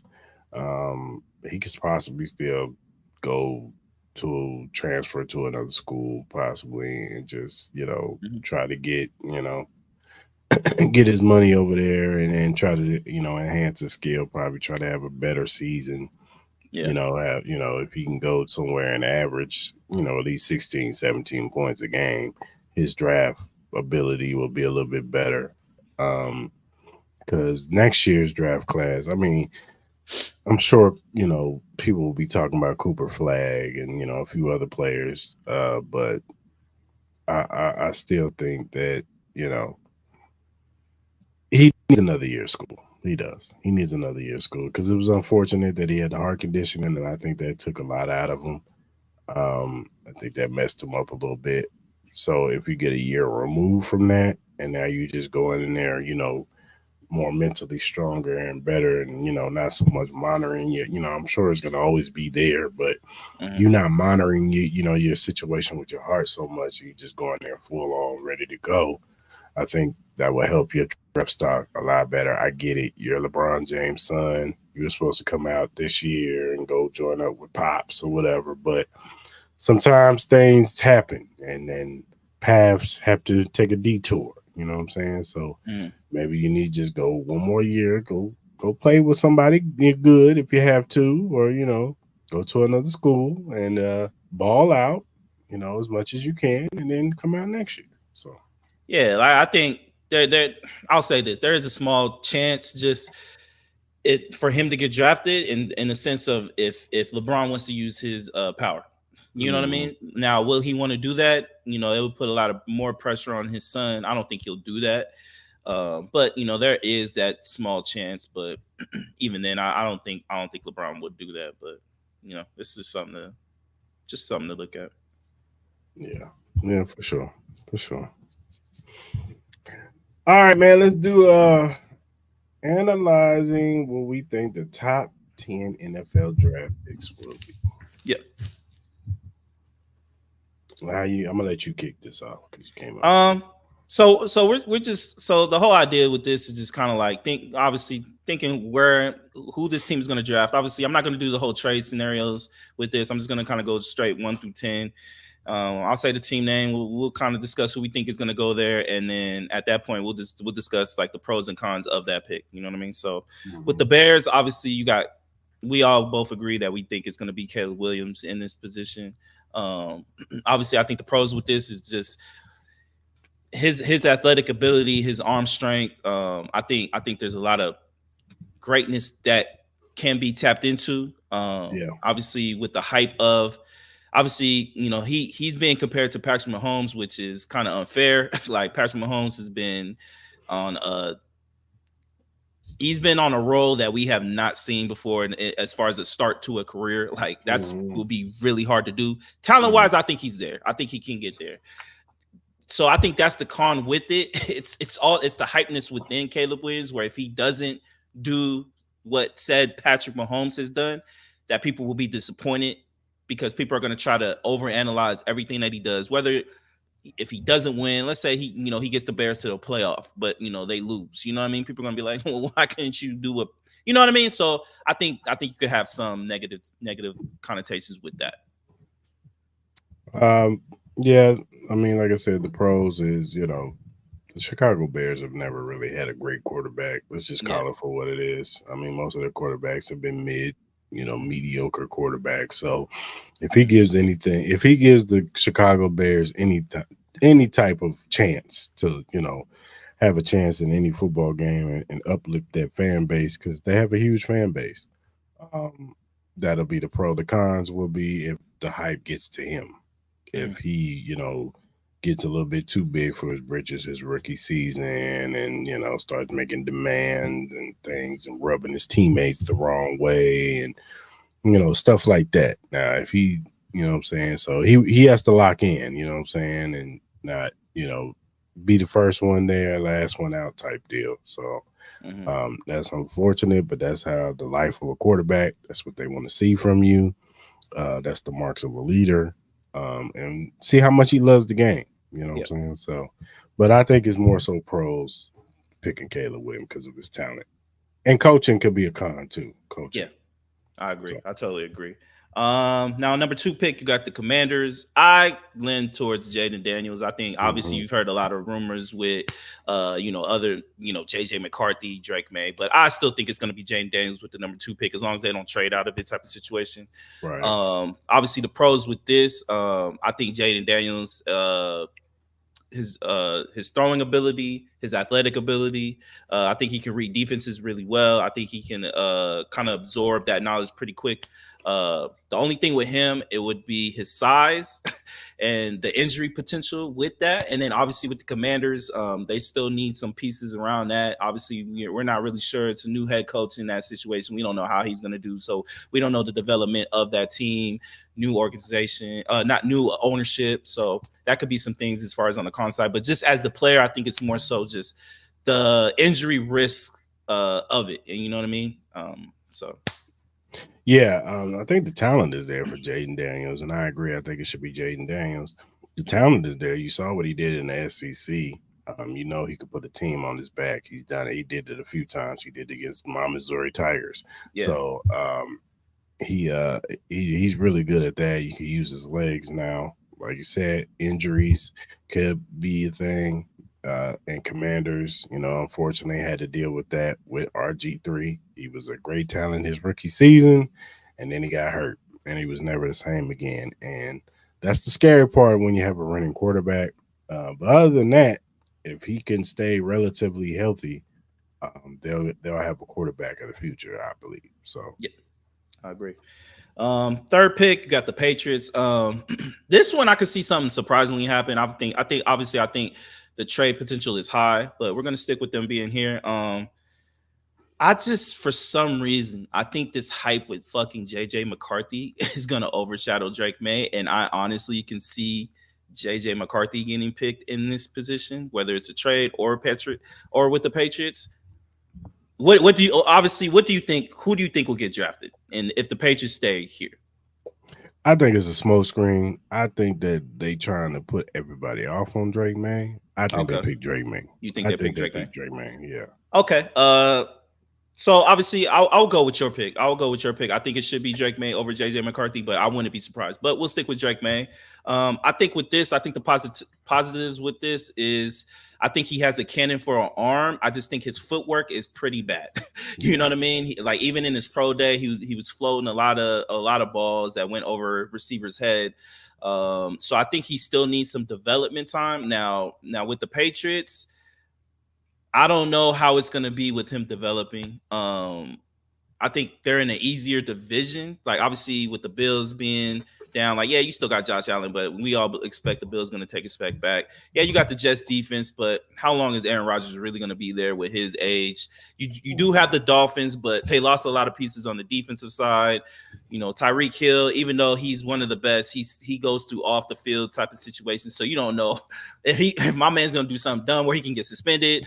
Obviously, people believe into it and all that. So, but I think as the player, it's all about the development with him. Can he develop? Can he not get away from the ugly footwork that he has? He's also has some injury problems as well. So I think it comes down to development of him and the team. Can they develop him in the right way? Yeah, I agree. It's also just the development of Drake May. If they got a good OC, I think he'll be fine. Don't have no high expectations this season. No. You're probably gonna not make the playoffs this year, but you just concentrate on developing Drake May, and then next year you hit the ground running. If you get if he shows some promise, you know what I'm saying. That's what you got to do. Is by the end of the season, Drake May is showing promise to where you're encouraged where the organization is going in the future. So yeah, that's going to be important. I agree. Number 4 pick, you got the Cardinals. I think this one's easy. I think it should be Marvin Harrison Jr. I know a lot of people I know Malik Neighbors should be up there, but I think Marvin Harrison Jr. To me is the number 1 receiver. I don't think there's a hole to his game. I think he's a really solid receiver. The only thing that can undercut him is just the team. Now, obviously they're going to stick with Kyle Murray. I think the Kyle Murray, Marvin Harrison Jr. thing, I think it could definitely work, but you never know with this organization, will they eventually trade off of Kyler Murray and try to bring in a younger prospect, especially if Kyler Murray doesn't hit off this year. So you have that kind of capability. So I think the quarterback situation could be his biggest con if they decide to get out of the Kyler Murray thing and try to go a younger route. I agree with you. They should take Marvin Harrison Jr., but I can see Arizona being a big candidate for trading down. And I can see the Minnesota Vikings talking to them and possibly trading up to that 4th pick and go and get J.J. McCarthy, because that's what I'm hearing. Who really likes J.J. McCarthy is Minnesota, or it may be Drake May. Like you said, New England might mess around, take J.J. McCarthy. If Drake May is sitting there at 4 and Minnesota needs a quarterback, they do. You could I could see them being a trade candidate. But if they're sitting there, don't overthink it. Take Marvin Harrison Jr., team him up with Kyler Murray, and go from there. Yeah. Next pick, you got the Chargers. Now, I think me and you both agree that they need receiver help, but this is Jim Harbaugh. So I can honestly see them going O-line. I could honestly see Joe Alt. I really think he's going to go O-line. I could see Joe Alt going there. I think Joe Alt is a solid offensive lineman. I think he's obviously going to get the tutelage that he needs. Jim Harbaugh can definitely develop some fucking O-lines and some D-lines. So I'm not really too worried about his development. If they go this route, you got to protect your star player in Herbert. So honestly see a lot of pros more than cons with this pick. I think development-wise, he's going to be fine. So I like the pick with that.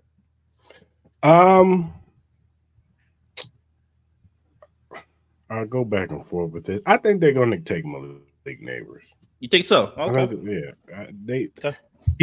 John Harbaugh needs a splash, and Malik Neighbors would be a splash. Like Joe Alt would be a safe pick, and probably long term wise, it's probably the smarter pick because you need a left tackle in this league, but you need weapons too. And Malik Neighbors is going to bring excitement. He's going to bring down the field touchdowns with Justin Herbert. I'm gonna go Malik Neighbors here. I think they go with splash Malik Neighbors. But like I said, you could be right. Joe Alt would be the safe pick, and because of John Harbaugh likes to run the football. But I think he understands that the Chargers, they need explosive play, especially if they feel like the Chiefs, Patrick Mahomes, we retool with weapons next year with Hollywood Brown. Depending on what the Rasheed Rice stuff is, we'll probably get a receiver in the draft, Yeah. maybe sign another veteran. I'm pretty sure people think that the offense is going to be 10 times better than what it was last year. Yeah. So you're going to have to score some points. Even in the AFC period, you're going to have to score some points. So with the Raiders too, you know what I'm saying? You guys got weapons too. Gardner Minshew ain't nothing to sneeze at. You know what I'm saying? Dude can throw the football down the field. So you're gonna have to have some weapons. And I know they got Quentin Johnson. We have our feelings about Quentin Johnson, but you never know. He might turn it around next year. And if you get him and Malik Neighbors looking good next year, now you got a nice, good young receiving core with Joshua Palmer. So yeah, I think they go Malik Neighbors. Okay. Obviously, the next pick you got the Giants. Now with this one, we all know the Daniel Jones thing it's over. It's over. Now I could see them trying to go for a quarterback, but at the same time, I think this is a really important year for this coaching staff. So I could also see them going wide receiver because they do need help wide receiver. So I think I'm gonna go the wide receiver route. Obviously, I didn't pick Malik Neighbors to pick before, so I could kind of see him there. But obviously, if the Chargers do pick Malik Neighbors, I could also see Rome Odunze going right here as well. So I think they'll go the wide receiver route. Pros, I think this one could be tricky. They do need wide receiver help, but at the same time, they do not. The quarterback situation is kind of terrible. So until they get that right, the wide receiver position can get, it could be a little funny, but. I think this coaching staff really needs to kind of get this steering in the right direction if they want to keep their jobs. So, yeah, I'm going to see this spot could be really interesting. Yeah, it can for a Michael Penix Jr. It can be. Yep. I can see that because you're hearing reports that a lot of teams like Michael Penix Jr. He's starting to come up in conversations. He had a really good pro day. Mm-hmm.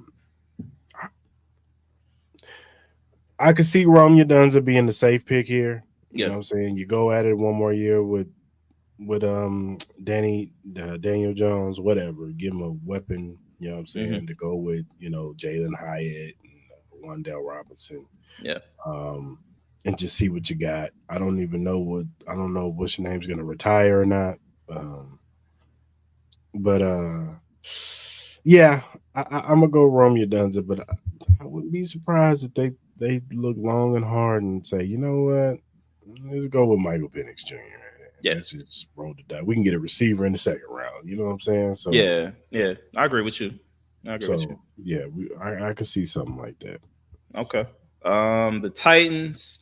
Now, this one, obviously, they have a lot of pieces already. I think they're going to stick with Will Levis. They love their quarterback situation. Mm-hmm. They got some receivers. So I think they're going to kind of focus on the old linemen. So I got Fashanu from Penn State going here. Mm-hmm. I think it's probably the safest pick. They need to boost up that old lineman. I think it'll be really great for him. So I went with him. Yeah, I agree. I'm right there with you. Offensive lineman, keep the young quarterback up. You already traded for Calvin Ridley. You still got D Hop. You got Treylon Burks. Maybe in the third year, maybe finally clicks with him and him being the third receiver in this room. Yeah. So yeah, I agree. I see O line and Fashanu is very good offensive lineman. So yeah. Next pick, Falcons. With this, obviously, I think they need to look on the defensive side. I think they got a lot of holes on there. Offensive side, I think they should be fine, especially with Kirk Cousins there. So a lot of those pieces that we assume were going to be great, I think they'll be better at. So here I got Dallas Turner. I think they'll go with the edge side. They need to get pressure. They've had problems with that. Boost up that D lineman. So I went with Dallas Turner right here. Yeah, I did too. I got Dallas Turner. I just think they need some pass rush, man. They don't have a pass rusher, and that will help out their secondary a lot. So, yeah, I agree. I got Dallas Turner. Ninth pick, you got the Bears. So obviously, they have two picks in the top 10. So I think with this, obviously, they address their quarterback situation. So I think they'll go defensive side. I could see a Jared Verse here. I could see them kind of like trying to boost up, adding more depth to that defensive line. So I went that way. Yeah, I got Jared Verse too. They definitely go with Montez Sweat. Sweat actually had a good second half of the season with the Bears. Mhm. So you add the Jared Verse on the other side. Now you got something going with their pass rush. So yeah, I agree.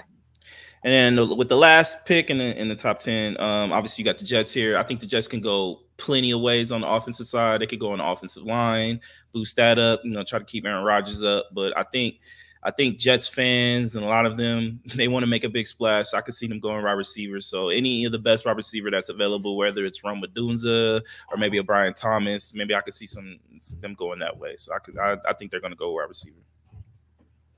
Yeah, I got them going wide receiver too. I actually got them going if they don't have Rome, they don't have Malik Neighbors. I can see Brian Thomas Jr. being right there. Mm-hmm.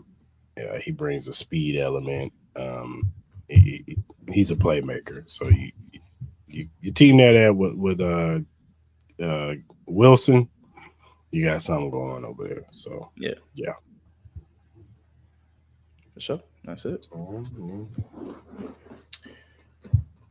John Calipari is going to Arkansas. He is finalizing. I don't know if they finalized it yet, but he was finalizing a 5-year deal. He'd already told Kentucky he was going over there. Now, John Calipari has been very polarizing as far as a head coach in college sports with Kentucky. Mm-hmm. But it's been kind of underwhelming too, getting all those 5-star recruits over there and not really, turning out any national championship type deals. So, Mm-hmm. uh, I don't, how do you feel about this? Honestly, with John Calipari, I was kind of surprised a little bit with this situation. Obviously, Kentucky's like one of the top jobs in college basketball, men's college basketball. But obviously within Kentucky Twitterverse and fans, a lot of people have been kind of calling for his job in a sense because he hasn't been able to win the chips that they expected to with all the talent that he's gotten. I understand that kind of frustration with the talent that he has had.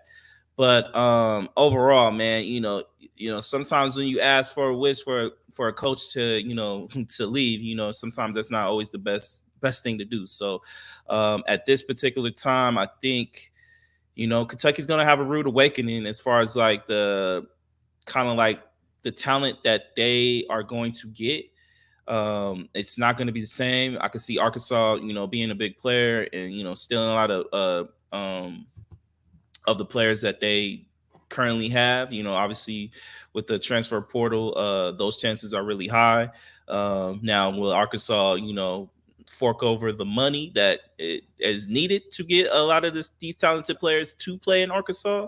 That's another question for us, right? It's not like I don't think Arkansas is broke in any sense. I think they got a lot of boosters that can help out in that situation. So I'm very curious to see how John Calipari is going to get that or program in the right direction.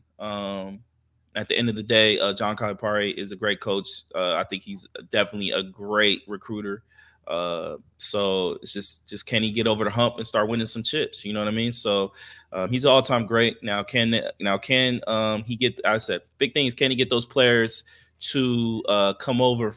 That he could get to Kentucky to come to Arkansas, So obviously Arkansas doesn't have that allure like a Kentucky basketball does. So, that's just going to be a big thing. But, it should be exciting times for the Arkansas Razorbacks going forward in college basketball.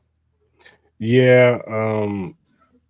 Like I said, I just think it was just a thing where Calipari I think he wore out his welcome. I think he knew it. He sees the writing on the wall, and I think it was just time for him to just move on to another city. I mean, I know Arkansas isn't the most. I know they got some pieces over there, but it ain't the most. Right? Nah. Yeah.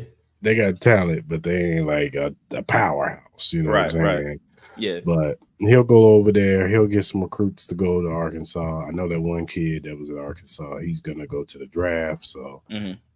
But I'm sure some kids from Kentucky who, have committed are going to go over there. Yeah.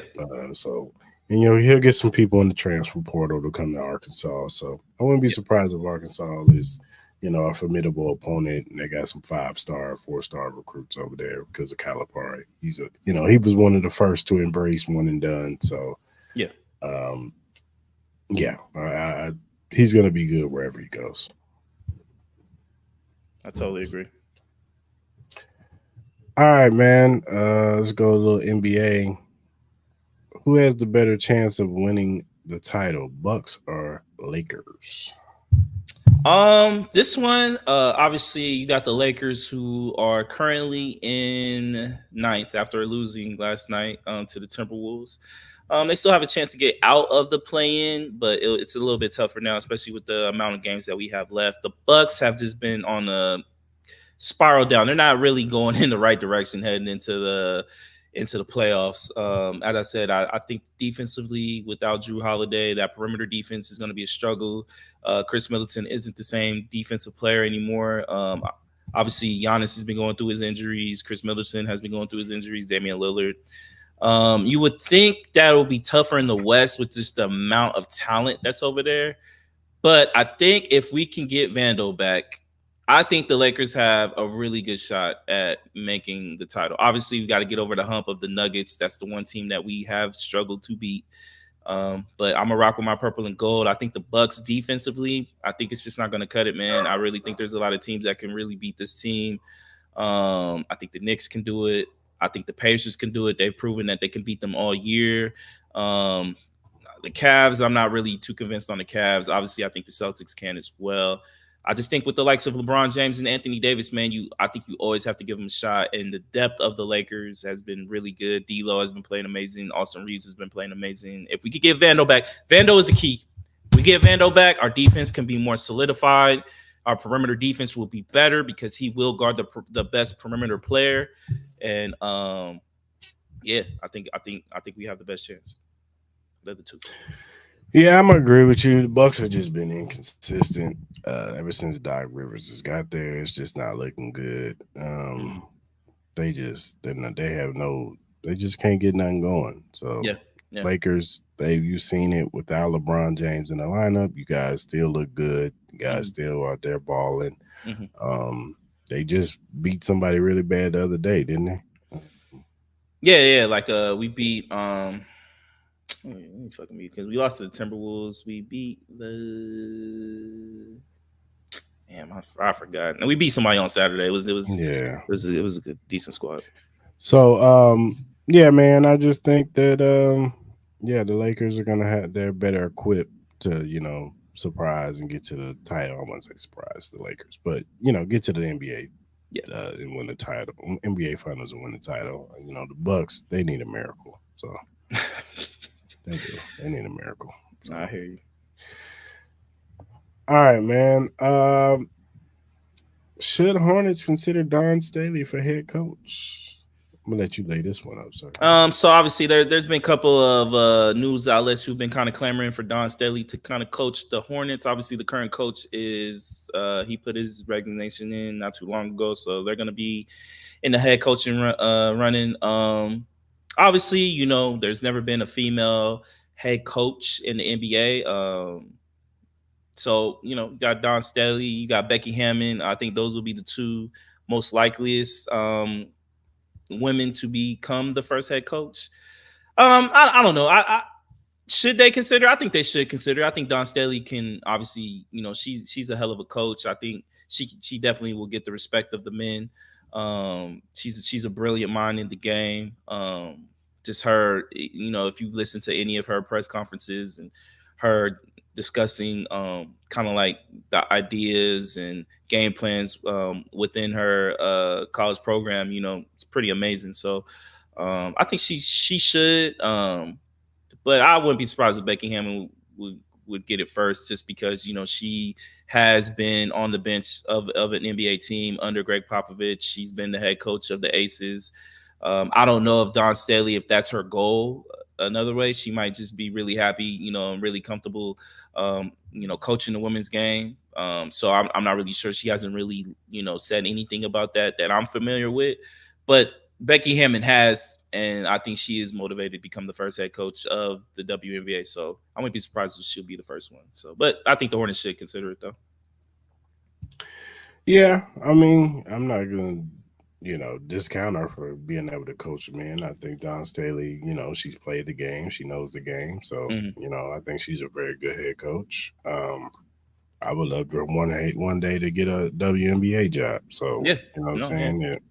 If she can, I think she would be fine as the Hornets coach, man. So you know, it would just be more so, do those players have and I think NBA players would have a respect factor for Don Staley. So she'll demand a lot from her players and not hold back anything. So and she's still fun enough to galvanize those young players. You see how she is with South Carolina, those girls. So No, I agree with you. I think. No, I'm sorry. Go ahead. No, I was just saying. I think she could relate to the young guys in the locker room, and I think she'll be fine as a head coach in the NBA. I think eventually it's going to happen. So Yeah, I think honestly, if Becky Hammond were to get a head coaching job, I could honestly see the Aces trying to push hard to get Don Staley and Coach Asia Wilson. You know what I mean? mm-hmm. Obviously that connection with them two, South Carolina, yeah, that South Carolina, affiliation right there. I could see them trying to push hard because obviously, the Aces they want to make big splashes with big names. You know what I mean with this mm-hmm. market. So obviously, people have an expectation with this team to continue to win championships. They are the top tier of the WNBA at this point. So Yeah, I can see that too. yeah, for sure. All right, man. Let's talk. Let's do a little J. Cole pick or stick. Let's do it. All right, man. Let's do it, man. So I'm gonna give you some names. I got some old school rappers and some new ones. Obviously, as I told you before, this is just kind of like the whole totality of as an artist, discography, lyricism, popularity. Who would you take, J. Cole or this rapper? So first one, I got J. Cole or Future. Which one would you take? J. Cole. J. Cole. All right. Number two, I got J. Cole or 50 Cent. J. Cole. Okay. Next one, I got J. Cole or DMX. DMX. DMX. Okay. Fourth, I got J. Cole or Jeezy.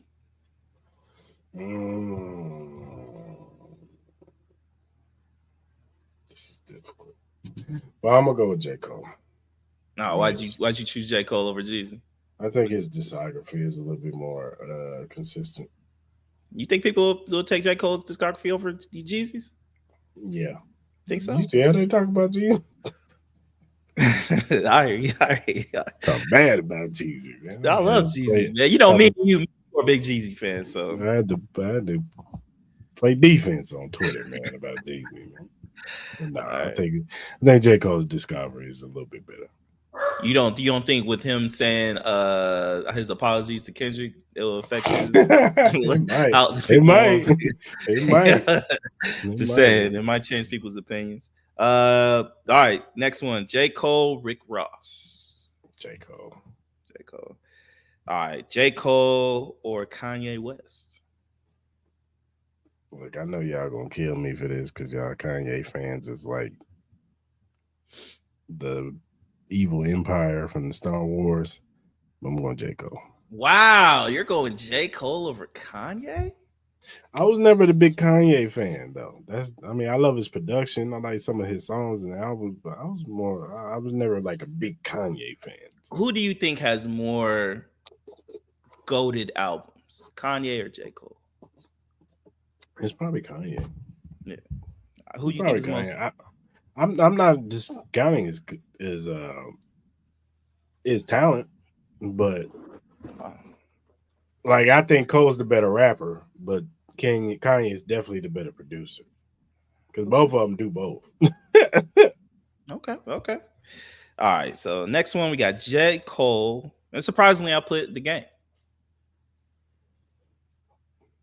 Look, The Game can rap with anybody. I feel like, but and The Game really don't make bad albums. Like you don't. He really does it. Even some of the shit that got slept on, like he got a nice little discography. Like, and that motherfucker will rap for an hour on the rap beat. He will. Like the 30 minutes straight. That's why I said he could rap with any. Like we talking bars and just rapping. Game can rap with anybody. The only thing about Game is just the name dropping. Yeah. Shit that he do. some of the Right. antics that he does. But outside of that, the game is Gucci. But oh, this is difficult. I think I'm gonna go with J. Cole. I'm gonna edge J. Cole. Okay. Okay. Got 3 more names. J. Cole or Pusha T. I fucks with Pusha. I really do. But I got J. Cole. Got J. Cole or Pusha. Okay. Last 2 names. J. Cole or Drake. J. Cole. I'm always gonna pick J. Cole over Drake. Okay, and last one, obviously, with the whole situation, J. Cole and Kendrick Lamar. Kendrick Lamar. For sure. That's all the names I got. All right, man. What's your flowers of the week? So flowers of the week. This is gonna go to a gentleman that got oversighted this past weekend. He dropped the album, Bryson Tiller. Sir, I want to just. The album is pure. It's. I love it. I love it. I love it. Persuasion is my joint, man. Persuasion. Oh, honestly, bro, honestly, I put stars to all the names, but No Thank You. I love No Thank You. That's my shit too. Peace interlude. Peace is like that's for all. I love Rich Boy. I love Rich Boy. I love Calypso. I love Prize. Yeah. Attention. I love Attention. I love Outside. Yeah. I love Neon Lust. I love Waterfalls. Chow. Stay Gold, bro. Yeah. Bryson Tiller. I'm not gonna say I do feel bad because you are not getting the attention you deserve over this whole J. Cole bullshit. But you deserve to have all the attention. You had the best project of the week. Yes. You are up there with Sir's album for best R&B album that has come out so far this year. I put it up there with Sir. Sir's album was amazing. Yours, Sir, is amazing.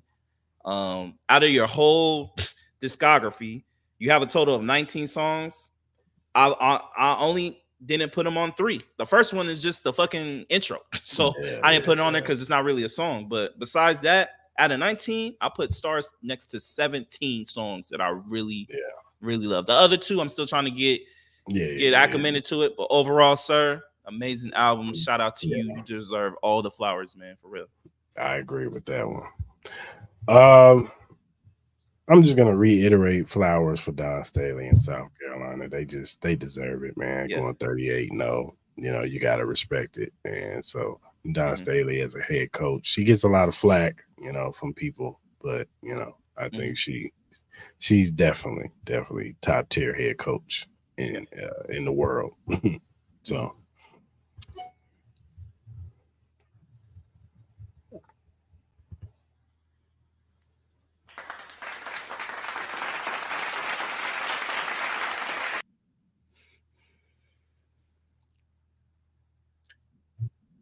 Who is the hell no? So my hell no goes to ESPN and First Take for the over coverage of Caitlin Clark this morning. I get it. She is the media darling in a sense, but I think it's very, very disrespectful that you did not talk more about this South Carolina team and Don Staley on your programs. For Don Staley to have an undefeated team after losing her entire starting 5 is amazing. More amazing than what Caitlin Clark did. Sorry. She was 109-3 her last 3 seasons. 2 championships out of that last 3 years. I think ESPN, I get it. They are going to prominently keep talking about Caitlin Clark. I don't think they should.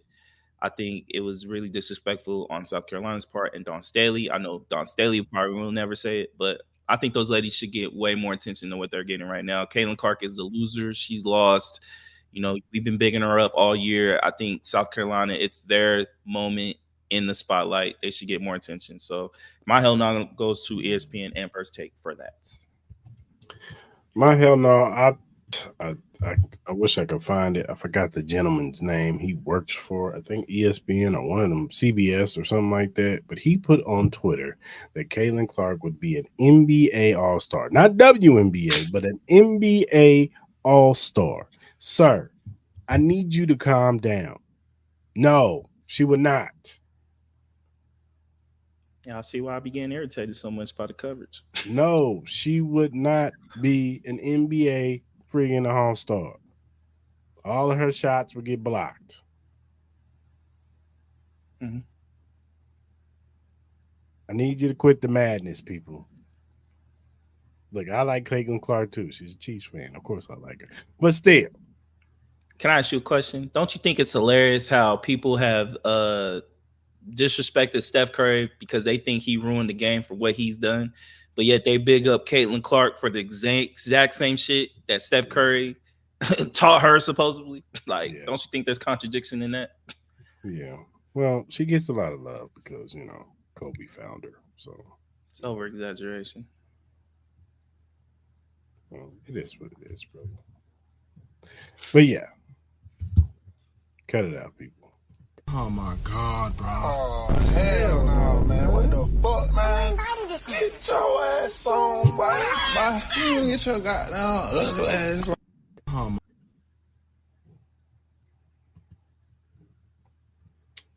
All right, man.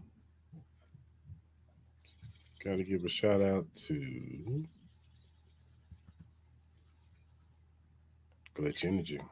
Glitch Energy, man. Shout out to Glitch, man. They've been riding with us for a minute. Glitch Energy drink offers a wide range of delicious flavors to suit everyone's taste preferences, whether you're into fruity flavors like Maui Punch, Cherry Bomb, Blue Smurf, or grenades. There's something for everyone. Glitch Energy drink is not only great for gamers and workout warriors, but also for everyday people who simply need a boost of energy. It's a healthy choice that you can feel good about. You can find more information and purchase Glitch Energy drink at glitchenergy.com.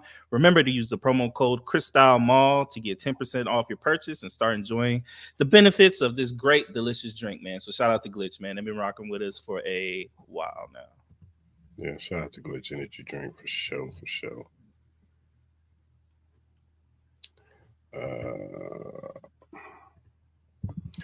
Whatever streaming platform you use to listen to Cris Tyler, whether it be Apple, Spotify, Google, Amazon, iHeartRadio, whatever podcast streaming platform you use, Cris Tyler is available. If you're a first time watcher on YouTube, hit that subscribe button, hit that like button, hit that notification button. So on Mondays at 12 p.m. Pacific Standard Time and Wednesdays at 9 p.m. Pacific Standard Time, or 9:30, should I say, you could jump in live with us, jump in the comment section. You could talk about these topics and give your 2 cents too. We want you guys to be a part of this podcast just as much as we are. So go ahead and jump in the lives with us and talk shit with us, whether it be sports, music, real life topics, everything. So yeah.